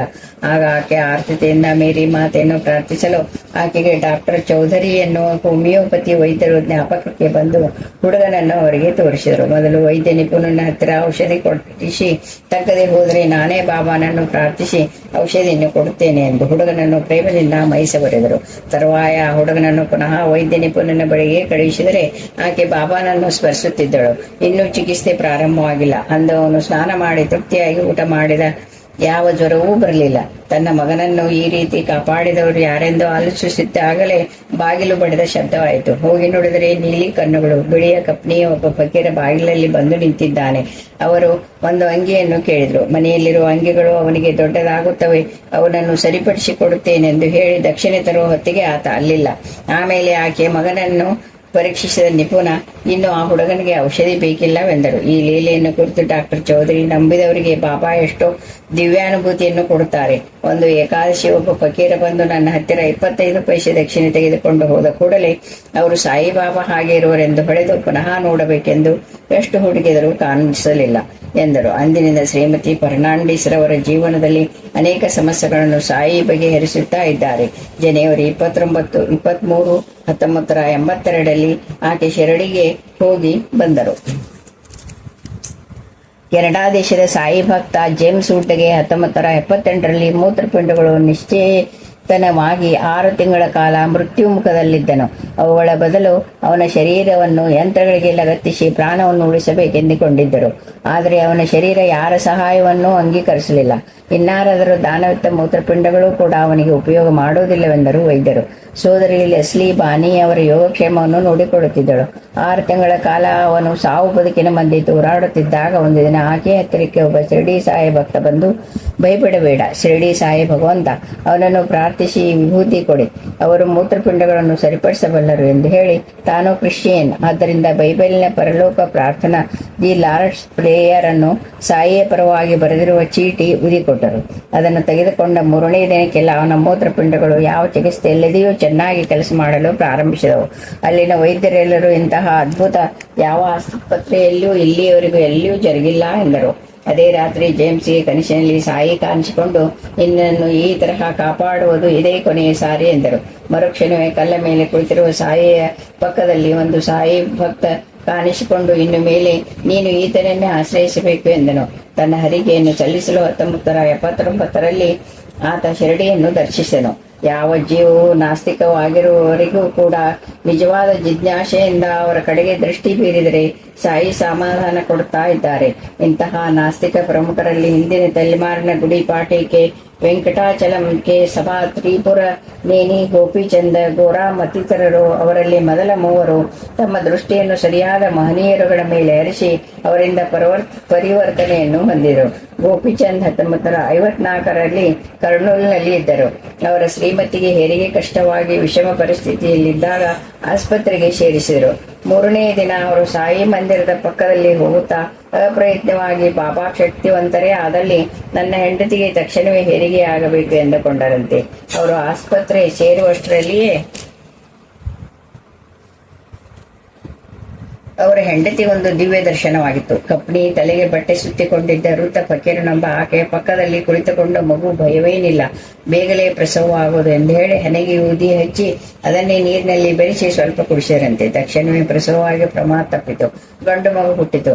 ಇದೆಲ್ಲ ಆದದ್ದು ಅವನು ಪ್ರಾರ್ಥಿಸಿದ ಕ್ಷಣದಲ್ಲೇ ಇರಬೇಕೆಂದು ತಿಳಿದು ಗೋಪಿಚಂದ್ ತನ್ನ ಮಗನಿಗೆ ಸಾಯಿಬಾಬಾ ಎಂದೇ ಹೆಸರಿಟ್ಟರು. ಇದೇ ರೀತಿ ನಾಸ್ತಿಕನು ಪ್ರಮುಖ ರಚನಕಾರರು ಅದಕ್ಕೆ ಸಭಾ ಹೀಗೆ ಬರೆಯುತ್ತಾರೆ: ನಾನು ಅಪಾದಮಸ್ತಕ ಬೆಂಕಿಯಲ್ಲಿ ಸುಟ್ಟು ಬೆಂದು ಹೋಗುತ್ತಿರುವಂತೆ ಯಾತನೆಯನ್ನು ಅನುಭವಿಸುತ್ತಿದ್ದೆ. ಕಾಯಿಲೆಯಿಂದ ಮಂಚದ ಮೇಲೆ ಮಲಗಿದ್ದಾಗ ಶ್ರೀ ಸಾಯಿ ಲೀಲಾಮೃತವನ್ನು ಓದಿದನು. ಮಧ್ಯಾಹ್ನದ ಮಂಪರಿನಲ್ಲಿ ಶ್ರೀ ಸಾಯಿ ಕಾಣಿಸಿಕೊಂಡು ಟೀ ಬೇಕೆಂದರು. ಸಾಯಂಕಾಲ 5 ಗಂಟೆ ಹೊತ್ತಿಗೆ ನನ್ನ ಕಾಯಿಲೆ ತೆಗುವುದೆಂದರು. ಅನಂತರ ಕನಸಿನಲ್ಲಿ ಮಳೆ ಬಂದಿತು. ಒಂದು ಹಾವು ಬಂತು. ಕೆಲವರು ರಮಣಾಶ್ರಮದ ಕಡೆಗೆ ಒಂದು ಮೃತದೇಹವನ್ನು ಹೊತ್ತುಕೊಂಡು ಹೋಗುತ್ತಿದ್ದಾರೆ. ನಿದ್ರೆ ಎಂದಿದ್ದಾಗ ಬಾಬಾ ಹಾಗೆ ತಲೆಗೆ ಬಟ್ಟೆ ಸುತ್ತಿಕೊಂಡು ಟೀ ತರಿಸಿ ನಾನೇ ಕುಡಿದೆ. ಮಳೆ ಸುರಿಯಿತು. 5 ಗಂಟೆಗೆ ಕಾಯಿಲೆ ತೆಗ್ಗಿತು. 7 ಗಂಟೆಗೆ ಒಂದು ಹಾವು ಕಂಡಿತು. ಇವೆಲ್ಲವೂ ಸ್ವಪ್ನದಲ್ಲಿ ಹೇಗೆ ನಡೆಯಿತೋ ಹಾಗೆ ನಡೆದವು. ಆದರೆ ಶವದ ಚಟ್ಟ, ಸಾಯಿ ಬಿಟ್ಟು ಹೋದ ತುಂಡು ಬಟ್ಟೆ ಮಾತ್ರ ಕಾಣಿಸಲಿಲ್ಲ. ನಿಮ್ಮ ಕೆ ಸಭಾತ್ ಸಾಯಿ ತಮ್ಮ ವ್ಯಾಧಿಯನ್ನು ಹೋಗಲಾಡಿಸಿ ತಮ್ಮನ್ನು ಮೃತ್ಯುವಿನಿಂದ ಪಾರು ಮಾಡಿದರೆಂದು ಅವರ ಭಾವ. ಜಾಸ್ತಿ ಶೇಷಿರಿ ರಾವು 54 ವರ್ಷಗಳವರೆಗೂ ನಾಸ್ತಿಕ ಗೆಳೆಯ ಭಾಸ್ಕರ್ ರಾವ್ ಎಷ್ಟು ಸಾರಿ ಸಾಯಿಯನ್ನು ಕುರಿತು ಹೇಳಿದರೂ ಕಿವಿಯ ಮೇಲೆ ಹಾಕಿಕೊಳ್ಳುತ್ತಿರಲಿಲ್ಲ. ಒಂದು ದಿನ ಅವರ ನಾದಿನಿ ಮೀರಾಬಾಯಿ ಮಾಡುತ್ತಿದ್ದ ಬಾಬಾ ಭಜನೆಗೆ ಕರೆದುಕೊಂಡು ಹೋದರು. ಶೇಷಗಿರಿ ರಾವು ಭಜನೆಯನ್ನು ಕೇಳುತ್ತಾ ಸಾಯಿಬಾಬಾ ಪಟವನ್ನೇ ನೋಡುತ್ತಾ ಇದ್ದರೆ ಕಣ್ಣು ಮುಚ್ಚಿಕೊಂಡು ಹೋಗಿ ಕಣ್ಣು ತೆಗೆಯುವುದಕ್ಕಾಗುತ್ತಿಲ್ಲ. ಕಣ್ಣೀರು ಹರಿಯಲಾರಂಭಿಸಿತು. ಒಂದು ರಾತ್ರಿ ಕಣಿಸಿನಲ್ಲಿ ತಲೆಗೆ ಬಟ್ಟೆ ಸುತ್ತಿಕೊಂಡಿದ್ದ ಹಣ್ಣು ಮುದುಕನೊಬ್ಬ ಹಗ್ಗದ ಮಂಚದ ಮೇಲೆ ಮಲಗಿದ್ದರು. ಆತ ತನ್ನ ಕಾಲಿನ ಹತ್ತಿರ ಹೋಗುತ್ತಿದ್ದ ಶೇಷಗಿರಿ ರಾವನನ್ನು ಅವರು ಕಾಲು ನೀಡಿ ಒದ್ದರು. ಕೆಳಗೆ ಬಿದ್ದ ಶೇಷಗಿರಿ ರಾವು ತಡೆಯಲಾರದ ಕೋಪದಿಂದ ಆತನನ್ನು ಮಂಚದಿಂದ ಎಳೆದು ಕಪಾಳಕ್ಕೆ ಬಿಗಿದು ಬೀಳಿಸಿ ಕಾಲಿನಿಂದ ಒದೆಯುತ್ತಿದ್ದರು. ಪಕ್ಕದಲ್ಲಿ ಮಿತ್ರನೊಬ್ಬ ಅದನ್ನು ತಪ್ಪಿಸಿದ್ದರಿಂದ ಪಶ್ಚಾತ್ತಾಪದಿಂದ ಅವರ ಕ್ಷಮಾಪಣೆ ಬೇಡಿದರು. ಆ ವೃದ್ಧ ನಕ್ಕು ಶೇಷಗಿರಿರಾವ್ ಭುಜದ ಮೇಲೆ ಕೈಯಿಟ್ಟು, ನಿನಗೆ ರೈಲು ಕೂಗಿದ್ದು ಕೇಳಿಸಲಿಲ್ಲವೇ ಎಂದರು. ಶೇಷಗಿರಿರಾವ್ ಮುಂದಕ್ಕೆ ಬಗ್ಗೆ ನೋಡಿದರೆ ಅಲ್ಲಿ 2 ರೈಲ್ವೆ ಎಂಜಿನ್ಗಳು ಡಿಕ್ಕಿ ಹೊಡೆದಿವೆ. ತಕ್ಷಣವೇ ಎದ್ದು ಕನಸಿನ ವಿಷಯ ಹೇಳಿದಾಗ ಭಾಸ್ಕರ್ರಾವ್ ಶೇಷಗಿರಿರಾಯರ ಅಸ್ತಿತ್ವಕ್ಕೂ ನಾಸ್ತಿಕತ್ವಕ್ಕೂ ಯುದ್ಧವಾಗಿ ನಾಸ್ತಿಕತ್ವ ನಶಿಸಿ ಹೋಯಿತೆಂದರು. ಅನಂತರ ಗೆಳೆಯರೊಡಗೂಡಿ ಶಿರಡಿಗೆ ಹೋಗುತ್ತಾ ಕಾರಣವಿಲ್ಲದೆಯೇ ಕಣ್ಣೀರು ಸುರಿಸುತ್ತಾ ಮಕ್ಕಳ ಹಾಗೆ ಬಿಕ್ಕಿ ಬಿಕ್ಕಿ ಅಳುತ್ತಿದ್ದರು ಶೇಷಗಿರಿರಾಯರು. ಅನಂತರ ಎಲ್ಲರೂ ಸಾಕೋರಿ ನೋಡಿ ಬರುತ್ತಿದ್ದಾಗ ದಾರಿಯಲ್ಲಿ ಒಂದು ವಿಚಿತ್ರವಾದ ಸುವಾಸನೆ ಬಹುದೂರ ಅವರನ್ನು ಹಿಂಬಾಲಿಸಿತು. ಅದು ಗಂಧದ ಕಡ್ಡಿಯ ವಾಸನೆಯೂ ಅಲ್ಲ, ಹೂವಿನದೂ ಅಲ್ಲ. ಅಂದು ಸಾಯಿ ನಮ್ಮ ಹತ್ತಿರವೇ ಇರುವ ಸೂಚನೆ ಎಂದು ತಮ್ಮನ್ನು ಪೂಜಿಸಬೇಕೆಂದು ಎಚ್ಚರಿಸುತ್ತಿದೆ ಎಂದು ಇನ್ನೊಬ್ಬರು ವಿವರಿಸಿದರು. ಶ್ರೀ ಸಾಯಿ ನನ್ನ ನಾಸ್ತಿಕತ್ವವನ್ನು ಪೂರ್ತಿಯಾಗಿ ತೊಲಗಿಸಿ ನನ್ನ ಕಡೆಗಾಲದಲ್ಲಿ ಜ್ಞಾನ ಮಾರ್ಗವನ್ನು ತೋರಿಸಿಕೊಟ್ಟಿದ್ದಕ್ಕಾಗಿ ನನಗೆ ಅಪಾರ ಆನಂದವಾಗಿದೆ ಎಂದು ಶೇಷಗಿರಿರಾಯರು ಹೇಳಿದರು. ಶ್ರೀ ಸಾಯಿ ಲೀಲೆ ಖಾಡಾಂತರ ಲೀಲೆ, ಅಖಂಡ ಲೀಲೆ. ಆ ದಿನಗಳಲ್ಲಿ ರಷ್ಯ ಜಪಾನ ಯುದ್ಧದಲ್ಲಿ ಪಾಲ್ಗೊಂಡಿದ್ದ ಕ್ಯಾಪ್ಟನ್ ಜಹಗೀರ್ ಶಾ ಹಡಗನ್ನು ರಕ್ಷಿಸಿದ್ದರು. ಸಾಯಿ ಪ್ಯಾರಿಕೇಶನ್ ಮಾಲಿಯಾಗಿ 1972ರಲ್ಲಿ ಶಿರಡಿಗೆ ಹೋಗಿ ಬಂದ ಕೂಡಲೇ ಆ ಮಾರನೇ ದಿನವೇ ಅನೇಕ ಕೆಲಸಗಳು ಸಿಕ್ಕಿದವು. ಬಾಬಾ ಹತ್ತಿರ ಚೀಟಿ ಹಾಕಿದಾಗ ಎಂ.ವಿ. ಧನಲಕ್ಷ್ಮಿಯನ್ನು ನೌಕೆಗೆ ಕ್ಯಾಪ್ಟನ್ ಆಗಿ ಸೇರಬೇಕೆಂದು ಆದೇಶ ಬಂದಿತು. ಆತ ಅದರಲ್ಲಿ ಸೇರಿದಂದಿನಿಂದ ತನ್ನ ನೌಕೆಯನ್ನು ಕಾಪಾಡಿ ರಕ್ಷಿಸಬೇಕೆಂದು ನಿತ್ಯವೂ ತಪ್ಪದೆ ಸಾಯಿಗೆ 2 ಊದುಕಡ್ಡಿಗಳನ್ನು ಹಚ್ಚಿಸಿ ಪ್ರಾರ್ಥಿಸುತ್ತಿದ್ದೆನು. ಅದೇನೋ ಚಿತ್ರವೋ ಏನೋ ಪ್ರತಿದಿನವೂ ಒಂದು ಊದುಗಡ್ಡಿ ತಪ್ಪದೇ ಆರಿ ಹೋಗುತ್ತಿತ್ತು. ಮೇ 17, 1972ರಲ್ಲಿ ಒಂದು ದಿನ ಆ ನೌಕೆ ಕಲ್ಕತ್ತಾದಿಂದ ಅಂಡಮಾನ್ಗೆ 2 ಸಾರಿ ಹೊರಟು ಸಮುದ್ರ ಅಲ್ಲೋಲ ಕಲ್ಲೋಲವಾಗಿದ್ದರಿಂದ ಹಿಂತಿರುಗಿ ಬರಬೇಕಾಗಿ ಬಂತು. 3ನೇ ಸಾರಿ ಹೊರಟು ನಡು ಸಮುದ್ರದಲ್ಲಿದ್ದಾಗ ಗಾಳಿ ಮಳೆ ಪ್ರಾರಂಭವಾಗಿ ಹಡಗು ಒಂದು ಕಡೆ ವಾಲಲಾರಂಭವಾಯಿತು. ಕಾರಣವೇನೆಂದು ಇಂಜಿನಿಯರ್ಗಳಿಗೂ ಅರ್ಥವಾಗಲಿಲ್ಲ. ಎಷ್ಟು ಪ್ರಯತ್ನ ಮಾಡಿದರೂ ನೌಕಾಶ್ರಯದಿಂದ ಯಾವ ಸಹಾಯವೂ ಬರಲಿಲ್ಲ. ನೌಕೆಯೊಳಗೆ ನೀರು ನುಗ್ಗಿ ಕೆಲವು ನಾವಿಕರು ಜೀವರಕ್ಷಣಾ ಬೆಲ್ಟನ್ನು ಸಹ ತೆಗೆದುಕೊಳ್ಳಲಾರದೆ ಹೋದರು. ಕೊನೆಗೆ ನೌಕೆ ಮುಳುಗಿ ಹೋಗುವುದು ನಿಜವೆಂದು ತಿಳಿದು ಎಲ್ಲರೂ ಸಮುದ್ರದೊಳಕ್ಕೆ ಧುಮುಕಿ ಸುಮಾರು ಅರ್ಧರಾತ್ರಿಯ ಗಾಢಾಂಧಕಾರದಲ್ಲಿ ಕಾರ್ಮೋಡಗಳ ಕೆಳಗೆ 15 ಅಡಿ ಎಲೆಗಳ ಮಧ್ಯದಲ್ಲಿ ಅನ್ನ ನೀರಿಲ್ಲದೆ ಹೋರಾಡುತ್ತಿದ್ದಾರೆ. ಹೀಗೆ 30 ಗಂಟೆಗಳಾದ ಮೇಲೆ ಅವರ ಶಕ್ತಿಯಿಲ್ಲ ಹುಡುಗಿ ಹೋಗಿ ಎಲ್ಲರೂ ಸಾಯುವುದು ನಿಜವೆಂದು ತಿಳಿದು ಬಾಬಾನನ್ನು ಆರ್ತಿತೆಯಿಂದ ಪ್ರಾರ್ಥಿಸಿದ ಕೂಡಲೇ ಒಂದು ದೊಡ್ಡ ದಿಮ್ಮಿ ಸಿಕ್ಕಿತು.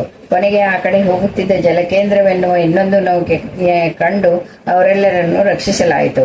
ಕಿಶನ್ ವಾಲಿಯನ್ನು ಆ ನೌಕೆಯೊಳಗೆ ಎಳೆದುಕೊಳ್ಳುತ್ತಿದ್ದಾಗ ಅವನು 20 ಅಡಿಗಳವರೆಗೂ ಮೇಲಕ್ಕೆ ಬಂದು 3 ಸಾರಿ ನೀರಿನಲ್ಲಿ ಬಿದ್ದು ಜ್ಞಾನ ತಪ್ಪಿತು. ಎಚ್ಚರವಾಗುವ ಹೊತ್ತಿಗೆ 103 ಡಿಗ್ರಿ ಜ್ವರ.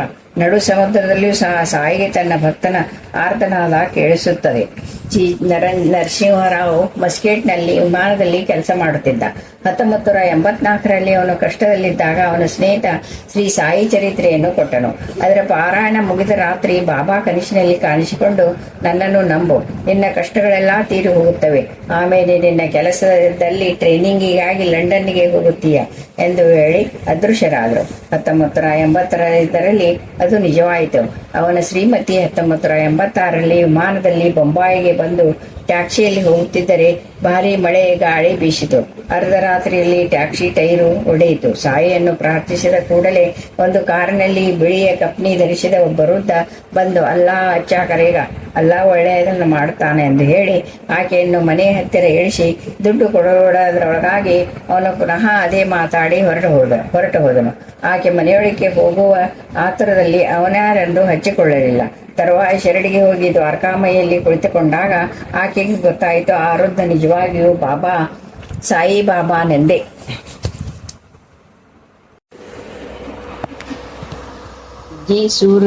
ಸೂರ್ಯಪ್ರಕಾಶ್ ಪಶ್ಚಿಮ ಜರ್ಮನಿಯಲ್ಲಿ ತಂದೆ, ತಾಯಿ ಮತ್ತು ತಂಗಿಯ ಜೊತೆ ಇದ್ದು ಓದಿಕೊಳ್ಳುತ್ತಿದ್ದ. ಅವನು 1985ರಲ್ಲಿ ತನ್ನ ದೇಶಕ್ಕೆ ಬಂದಾಗ ಬಲವಂತಕ್ಕಾಗಿ ಶಿರಡಿಗೆ ಹೋದನು.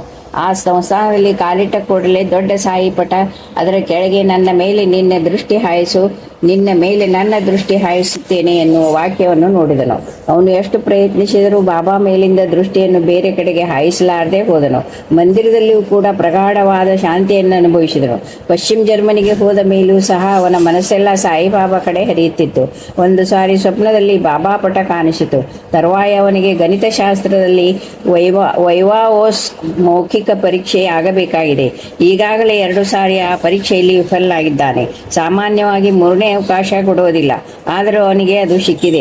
ಇದರಲ್ಲಿ ತೇರ್ಗಡೆಯಾಗದಿದ್ದಲ್ಲಿ ಅವನು ಕೋರಿದ ಉಚ್ಚ ಶಿಕ್ಷಣಕ್ಕೆ ಪ್ರವೇಶಾರ್ಹತೆ ದೊರಕುವುದಿಲ್ಲ. ಅವನು ಪರೀಕ್ಷೆಯಲ್ಲಿ ತನ್ನ ಸರದಿಗಾಗಿ ಕಾಯುತ್ತಾ ಕುಳಿತಿದ್ದಾಗ ಅವನ ಸೂಪರ್ವೈಸರ್ ಹತ್ತಿರ ಮಾತಾಡಲು ಬಂದ ಯಾವನೋ ಒಬ್ಬ ವ್ಯಕ್ತಿ ಇವನನ್ನು ಪ್ರತ್ಯೇಕವಾಗಿ ಮಾತಾಡಿಸಿ ಶುಭಾಶಯಗಳನ್ನು ಕೋರಿ ಹೊರಟು ಹೋದನು. ಪರೀಕ್ಷೆ ಮುಗಿಯಿತು. ಅವನು ಫಲಿತಾಂಶಕ್ಕೆ ಕಾಯುತ್ತಿದ್ದಾಗ ಅದೇ ವ್ಯಕ್ತಿ ಈತನನ್ನು ಇನ್ನೊಂದು ಸಾರಿ ಮಾತಾಡಿಸಿ ಹೋದನು. ಅಂದು ಗುರುವಾರ ಸೂರ್ಯಪ್ರಕಾಶ ಶ್ರೀ ಸಾಯಿ ಲೀಲಾಮೃತ ಅಂದರೆ ಇಂಗ್ಲಿಷ್ ಅದರ ಹಿಂದಿನ ದಿನವೇ ಪಾರಾಯಣ ಪೂರ್ತಿಗೊಳಿಸಿದ್ದನು. ಪಾರಾಯಣ ಮಾಡಲು ಪ್ರಾರಂಭಿಸಿದ ಅಂದಿನಿಂದ ಅವನ ಏಕಾಗ್ರತೆ ಸ್ಥಿರ ಮತ್ತು ಅಚಲವಾಗಲು ಆರಂಭಿಸಿತು. ಅಂದಿನ ಪರೀಕ್ಷೆಯಲ್ಲಿ ಅವನಿಗೆ ಗೊತ್ತಿರುವುದನ್ನೇ ಕೇಳಿದರು. ಅವನು ಆಶೆಪಟ್ಟ ಶ್ರೇಣಿಗಿಂತ ಉಚ್ಚತರ ವರ್ಗದಲ್ಲಿ ವಿಜಯ ಸಾಧಿಸಿದನು. ಇನ್ನೊಂದು ಸಾರಿ ಪಾರಾಯಣ ಮಾಡಿದ ಕೂಡಲೇ ಇನ್ನೊಂದು ಪರೀಕ್ಷೆಯಲ್ಲೂ ಸಹ ಪಾಸಾದನು. ಸಿನಿಮಾ, ಡಿಸ್ಕೋ, ಹುಚ್ಚುಕೂಟಗಳು ಅವಕ್ಕವೇ ನಿಂತು ಹೋದವು. ಡಾಕ್ಟರ್ ಎಂ ವಿಜಯಕುಮಾರ ಹೀಗೆ ಬರೆಯುತ್ತಾನೆ: ನಮ್ಮ ಬಂಧು ಡಾಕ್ಟರ್ ಕೆ.ವಿ. ಸಾಯಿ ಲಂಡನ್ನಲ್ಲಿ 14 ವರ್ಷಗಳಿಂದ ವೈದ್ಯನಾಗಿದ್ದಾನೆ. ಅವನು 1983ರಲ್ಲಿ ಒಂದು ದಿನ ಜ್ಞಾನ ತಪ್ಪಿ ಬಿದ್ದುದರಿಂದ ಅವನನ್ನು ದೊಡ್ಡ ಆಸ್ಪತ್ರೆಗೆ ಕರೆದುಕೊಂಡು ಹೋದರೆಂದು ಫೋನ್ ಬಂತು. ನಾವು ಆರ್ತತೆಯಿಂದ ಸಾಯಿಗೆ ಮೊರೆ ಇಟ್ಟುಕೊಂಡೆವು. ಮಾರನೇ ದಿನ ಬೆಳಗಿನ ಜಾವ ನನಗೊಂದು ಕನಸಾಯಿತು. ಆಪರೇಷನ್ ಥಿಯೇಟರ್ನಲ್ಲಿ ಸಾಯಿ ನಮ್ಮವನಿಗೆ ಶಸ್ತ್ರಚಿಕಿತ್ಸೆ ಮಾಡುತ್ತಾ ತಮ್ಮ ಮುಷ್ಟಿಯನ್ನು ಬಿಚ್ಚಿದಾಗ ಅದರಿಂದ ಒಂದು ಕಪ್ಪು ಸರ್ಪ ನಮ್ಮ ಬಂಧುವಿನ ಬುರುಡೆಯೊಳಕ್ಕೆ ಹೊಕ್ಕಿ ಅಲ್ಲಿಂದ ಒಂದು ಕಪ್ಪು ಗಡ್ಡೆಯನ್ನು ಹೊರಕ್ಕೆ ತಂದಿತು. ಬಾಬಾ, ಇನ್ನು ಭಯವಿಲ್ಲ, ಮಾಡಬೇಕಾದ್ದನ್ನು ಮಾಡಿದ್ದೇನೆ ಎಂದರು. ಡಾಕ್ಟರ್ ರೋಗಿಯ ತಲೆಯಿಂದ ಒಂದು ದೊಡ್ಡ ಋಣವನ್ನು ತೆಗೆದು ಹಾಕಿದರೆಂದು 4ನೇ ದಿವಸ ನಮಗೆ ಸುದ್ದಿ ಬಂದಿತು. 12 ವರ್ಷದ ಬಾಲಕ ಹೋಮಿ ಯಾವಾಗಲೂ ಬಡಕಲಾಗಿದ್ದು ಎದೆಯಲ್ಲಿ ನೋವಾಗಿದ್ದುದರಿಂದ ಪರೀಕ್ಷೆ ಮಾಡಿಸಿದಾಗ ಅವನಿಗೆ ಎದೆಯಲ್ಲಿ ರಂಧ್ರವಿರುವುದೆಂದು ಅದಕ್ಕೆ ಅಮೆರಿಕದಲ್ಲಿ ಆಪರೇಷನ್ ಮಾಡಿಸಬೇಕೆಂದು ಡಾಕ್ಟರ್ಗಳು ಹೇಳಿದರು. 1976ರ ಮೇ 16ರಂದು ಅಮೆರಿಕದ ಹುಸ್ಟನ್ ನಗರದ ಸೆಂಟ್ ಲೂಕ್ ಆಸ್ಪತ್ರೆಗೆ ಸೇರಿಸಿದರು. ಅವನಿಗೆ ಇನ್ನೆರಡು ದಿನದಲ್ಲಿ ಆಪರೇಷನ್ ಮಾಡುತ್ತಾರೆನ್ನುವಾಗ ಹೋಮಿ ಅವನ ಸ್ನೇಹಿತ ಕೊಟ್ಟ ಬಾಬಾ ಪಟವನ್ನು ಪಕ್ಕದಲ್ಲಿಟ್ಟುಕೊಂಡು ಉದಿಯನ್ನು ಬಾಯಿಗೆ ಹಾಕಿಕೊಂಡು ಅದನ್ನೇ ಸ್ವಲ್ಪ ಎದೆಗೆ ಸವರಿಕೊಂಡನು. ಮೇ 20 ಗುರುವಾರದ ದಿನ ಡಾಕ್ಟರ್ ಡಾಂಟಲ್ ಕೂಲಿ ಅವನನ್ನು ಪುನಃ ಪರೀಕ್ಷಿಸಿ, ಇದೇನು ಈ ಅದ್ಭುತ, ಇವನ ಎದೆಯಲ್ಲಿದ್ದ ರಂಧ್ರ ಮುಚ್ಚಿಕೊಂಡು ಬಿಟ್ಟಿದೆ, ಇನ್ನು ಆಪರೇಷನ್ ಬೇಕಿಲ್ಲ ಎಂದರು. ಇದೇ ರೀತಿ ಬೊಂಬಾಯಿಯ ಇ.ಎಸ್. ಸೋನಿಗೆ ಎದೆ ನೋವಾಗಿ ಅಕ್ಟೋಬರ್ 21, 1981ರಂದು ಅವನನ್ನು ಲಂಡನ್ನಿನ ಆಸ್ಪತ್ರೆಯೊಂದಕ್ಕೆ ಸೇರಿಸಿದರು. ಮೊದಲು ಜಯಪ್ರದವಾಗುವುದೆಂದುಕೊಂಡ ಶಸ್ತ್ರಚಿಕಿತ್ಸೆ ವಿಫಲವಾಗಿ 20 ದಿನಗಳು ಜ್ಞಾನ ಹೋಗಿ 6 ದಿನ ಕೋಮಾವಸ್ಥೆಯಲ್ಲಿದ್ದನು. ಪರಿಸ್ಥಿತಿ ವಿಷಮಿಸಿದೆ ಎಂದು ಅವನಿಗೆ ಹಿಂಸೆ ಮಾಡದೆ ಕಣ್ಣು ಮುಚ್ಚಿಕೊಳ್ಳುವಂತೆ ಮಾಡುವುದು ಮೇಲೆಂದು ಡಾಕ್ಟರ್ ಹೇಳಿದರು. ರೋಗಿ ಹತ್ತಿರ ಯಾರೂ ಇರಕೂಡದೆಂದು ಹೇಳಿದರು. ಸೋನಿ ಹೆಂಡತಿ ನೆಮ್ಮದಿಯಿಂದ ಅವರ ಸಂಗತಿಯನ್ನು ಬಾಬಾ ನೋಡಿಕೊಳ್ಳುತ್ತಾರೆ ಎಂದು ಹೇಳಿ ಉದಿಯನ್ನು ತಂದು ಗಂಡನ ಮೇಲೆಲ್ಲ ಉದುರಿಸಿ ಹೊರಟು ಹೋದಳು. ಮನೆಗೆ ಹೋಗಿ ಆಕೆ ಬಾಬಾ ಹತ್ತಿರ ಪ್ರಾರ್ಥಿಸುತ್ತಿದ್ದಾಗ, ತ್ಯಾಗ್ ಶರೀರ್ ಚಲ ಜಾಯಂಗೆ ಅವ್ರ ಆಯಂಗೆ, ಶರೀರ್ ತ್ಯಜಿಸಿ ಹೋಗುವೆ, ಪುನಃ ಬರುವೆ ಎನ್ನುವ ಮಾತುಗಳು ಕಿವಿಗೆ ಬಿದ್ದವು. ಆ ಮಾತು ಅವಳಿಗೇನು ಅರ್ಥವಾಗದಿದ್ದರೂ ಆಕೆ ಹೃದಯ ಹಗುರವಾಯಿತು. ಮಾರನೇ ದಿನ ಬೆಳಿಗ್ಗೆ 11 ಗಂಟೆಗೆ ಆಕೆಯ ಗಂಡ ಕುರ್ಚಿಯ ಮೇಲೆ ಕುಳಿತಿದ್ದಾನೆ. ಜ್ಞಾನವಿಲ್ಲದ ಸ್ಥಿತಿಯಲ್ಲಿ ಅವನಿಗೆ ಪಾರ್ಶ್ವವಾಯು ಹೊಡೆಯಿತಂತೆ. ಅವನನ್ನು ಇನ್ನೊಂದು ರೂಮಿಗೆ ಹಾಕಿದ್ದರು.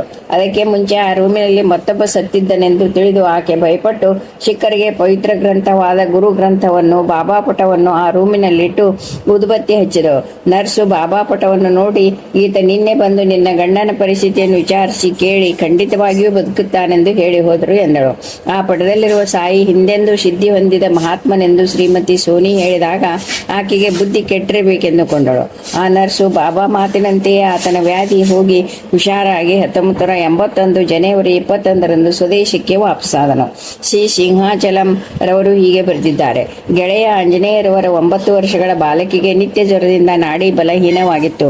ವೈದ್ಯರು ಆ ಹುಡುಗಿಯ ಶ್ವಾಸನಾಳದಲ್ಲಿ ರಂಧ್ರವಿರುವುದರಿಂದ ಶಸ್ತ್ರಚಿಕಿತ್ಸೆ ಅವಶ್ಯಕವೆಂದು ಹೇಳಿದರು. ನಾನು ನನ್ನ ಗೆಳೆಯನಿಗೆ ಬಾಬಾನನ್ನು ಆಶ್ರಯಿಸೆಂದು ಹೇಳಿದೆ. ಆತ 2 ರೂಪಾಯಿ ದಕ್ಷಿಣೆಯನ್ನಿಟ್ಟು ಹರಿಸಿಕೊಂಡು ಶಿರಡಿ ಊದಿಯನ್ನು ಮಗಳಿಗೆ ಕೊಡುವುದಕ್ಕೆ ಆರಂಭಿಸಿದ. ತರುವಾಯ ರಜಾ ಹಾಕಿ ಮಗಳನ್ನು ಶಸ್ತ್ರಚಿಕಿತ್ಸೆಗೆ ಮದ್ರಾಸಿಗೆ ಕರೆದುಕೊಂಡು ಹೋಗುತ್ತಾ ಪುನಃ ತನ್ನ ಕೆಲಸಕ್ಕೆ ಎಂದಿಗೆ ಹಿಂದಿರುಗುವೇನೋ ಗೊತ್ತಿಲ್ಲ ಎಂದುಕೊಂಡ. ಆದರೆ 4ನೇ ದಿನವೇ ಮನೆಗೆ ಹಿಂದಿರುಗಿ ಬಂದ. ಮಗುವಿನ ಶ್ವಾಸನಾಳದಲ್ಲಿ ಯಾವ ಲೋಪವೂ ಇಲ್ಲವೆಂದು ವೈದ್ಯರು ಹೇಳಿದರಂತೆ. ಹಾಗೆಯೇ ನರಸಾರಾವು ಪೇಟೆಯಲ್ಲಿ ಮಿತ್ರನೊಬ್ಬನ ಹೆಂಡತಿಗೆ ಹೊಟ್ಟೆಯಲ್ಲಿ ಹುಣ್ಣಾಗಿ ಆಪರೇಷನ್ಗೆ ಚಿಲ್ಕಲೂರಿ ಪೇಟೆಯ ನರ್ಸಿಂಗ್ ಹೋಮ್ನಲ್ಲಿ ಸೇರಿಸಿದರು. ಶ್ರೀ ಸಾಯಿಗೆ ಶರಣು ಹೋಗಬೇಕೆಂದು ಹೇಳಿ ನನ್ನ ಸ್ನೇಹಿತನಿಗೆ ಒಂದು ಸಾಯಿ ಫೋಟೋ ಮತ್ತು ಉದಿಯನ್ನು ಕೊಟ್ಟೆ. ಅವನ ಹೆಂಡತಿಗೆ ಉದಿ ಹಚ್ಚಿ ಅವರತ್ತೆಯವರನ್ನು ಜೊತೆಗಿರಿಸಿ ನರಸಾರಾವು ಪೇಟೆಗೆ ಹಿಂದಿರುಗಿ ಬಂದೆ. ಅಂದೇ ಆಪರೇಷನ್ ಆಗಬೇಕಿತ್ತು. ಆದರೆ ಸಾಯಂಕಾಲ 6 ಗಂಟೆಗೆ ಅವನ ಹೆಂಡತಿ ಮತ್ತು ಅತ್ತೆ ಮನೆಗೆ ಬಂದರು. ಡಾಕ್ಟರ್ ಪುನಃ ಪರೀಕ್ಷಿಸಿ ಹೊಟ್ಟೆಯಲ್ಲಿ ಹುಣ್ಣು ವಾಸಿಯಾಗಿದೆ ಎಂದು ಆಪರೇಷನ್ ಬೇಕಿಲ್ಲವೆಂದು ಹೇಳಿದ್ರಂತೆ. ಶ್ರೀಮತಿ ಲಕ್ಷ್ಮೀಕಾಂತಮ್ಮ ಹೀಗೆ ಬರೆದಿದ್ದಾರೆ. ನಾನೊಂದು ಕಡೆ ನಮ್ಮ ಸಂಸಾರದ ಗೋಜಿನಲ್ಲಿ ಸಿಕ್ಕಿ ಹಾಕಿಕೊಂಡು ಕುಗ್ಗಿ ಹೋಗುತ್ತಿದ್ದರೆ ನಮ್ಮ ಯಜಮಾನರಿಗೆ ಸತತವಾಗಿ ಗಂಟಲು ನೋವು ಬಂದು ಓಂಗೋಲಿನ ಡಾಕ್ಟರ್ ಅದು ಕ್ಯಾನ್ಸರ್ ಎಂದು ಹೇಳಿ ಚಿಕಿತ್ಸೆಗೆ ಮದ್ರಾಸಿಗೆ ಕರೆದುಕೊಂಡು ಹೋಗಬೇಕೆಂದು ಹೇಳಿದರು. ಕೈಯಲ್ಲಿ ಒಂದು ಕವಡೆ ಇಲ್ಲ. ಚಿಕಿತ್ಸೆಗೆ 10,000 ದಿಕ್ಕು ತೋಚದೆ ಸೋದರ್ ಶರ್ಮನವರ ಮನೆಗೆ ಹೋದೆ. ಅವರು ಬಾಬಾ ಪಟವನ್ನು ತೋರಿಸಿ ಅವನಲ್ಲಿ ಶರಣಾಗುವ ಭಯಪಡಬೇಡ ಎಂದರು. ನಾನು ಅವರ ಮಾತಿನಂತೆ ನಡೆದೆ. ಹೇಗೋ 1,400 ರೂಪಾಯಿ ಜತೆ ಮಾಡಿಕೊಂಡು ಮದ್ರಾಸಿಗೆ ಹೋದವು. ರೂಮ್ನಲ್ಲಿ ಬಾಬಾ ಫೋಟೋ ಇಟ್ಟು ಎಲ್ಲವನ್ನು ಅವನೇ ನೋಡಿಕೊಳ್ಳಬೇಕೆಂದು ಹೇಳಿ ನಮಸ್ಕರಿಸಿದೆ. ಮಾರನೇ ದಿನ ನಮ್ಮ ಯಜಮಾನರನ್ನು ಪರೀಕ್ಷಿಸಲು ಕೇವಲ 1 ರೂಪಾಯಿ ಫೀಸು ತೆಗೆದುಕೊಂಡರು. 12 ಗಂಟೆಗೆ ಆಸ್ಪತ್ರೆಗೆ ಸೇರಿಸಿದೆ. ನಮ್ಮ ಯಜಮಾನರಿಗೆ ರಕ್ತವನ್ನು ಕೊಡಬೇಕೆಂದಾಗ ನಮ್ಮ ಭಾವನವರೇ ಕೊಟ್ಟರು. ಆಮೇಲೆ ಒಂದು ದಿನ ಬೆಳಗ್ಗೆ ನನಗೆ ತುಂಬಾ ಶಾಂತಿ ಉತ್ಸಾಹಗಳು ಕಂಡವು. ಅಲ್ಲಿ ಯಾವ ವ್ಯಕ್ತಿಯನ್ನು ನೋಡಿದರೂ ಅವರಲ್ಲಿ ಸಾಯಿಯನ್ನೇ ಕಾಣುತ್ತಿದ್ದೆ. ಆಸ್ಪತ್ರೆಗೆ ಸೇರಿಸುವಾಗ ಅಂದುಕೊಂಡದ್ದಕ್ಕಿಂತ 10 ದಿನ ಮುಂಚೆಯೇ ಚಿಕಿತ್ಸೆ ಪೂರ್ತಿಯಾಗಿ ನಮ್ಮ ಯಜಮಾನರನ್ನು ಡಿಸ್ಚಾರ್ಜ್ ಮಾಡಿದರು. 10,000 ಎಂದುಕೊಂಡಿದ್ದು 10 ನೂರಿನಲ್ಲೇ ಮುಗಿಸಿ ಮನೆ ಸೇರಿದೆವು. ಜಯ ಜಯ ಸಾಯಿನಾಥಾಯ ನಮಃ.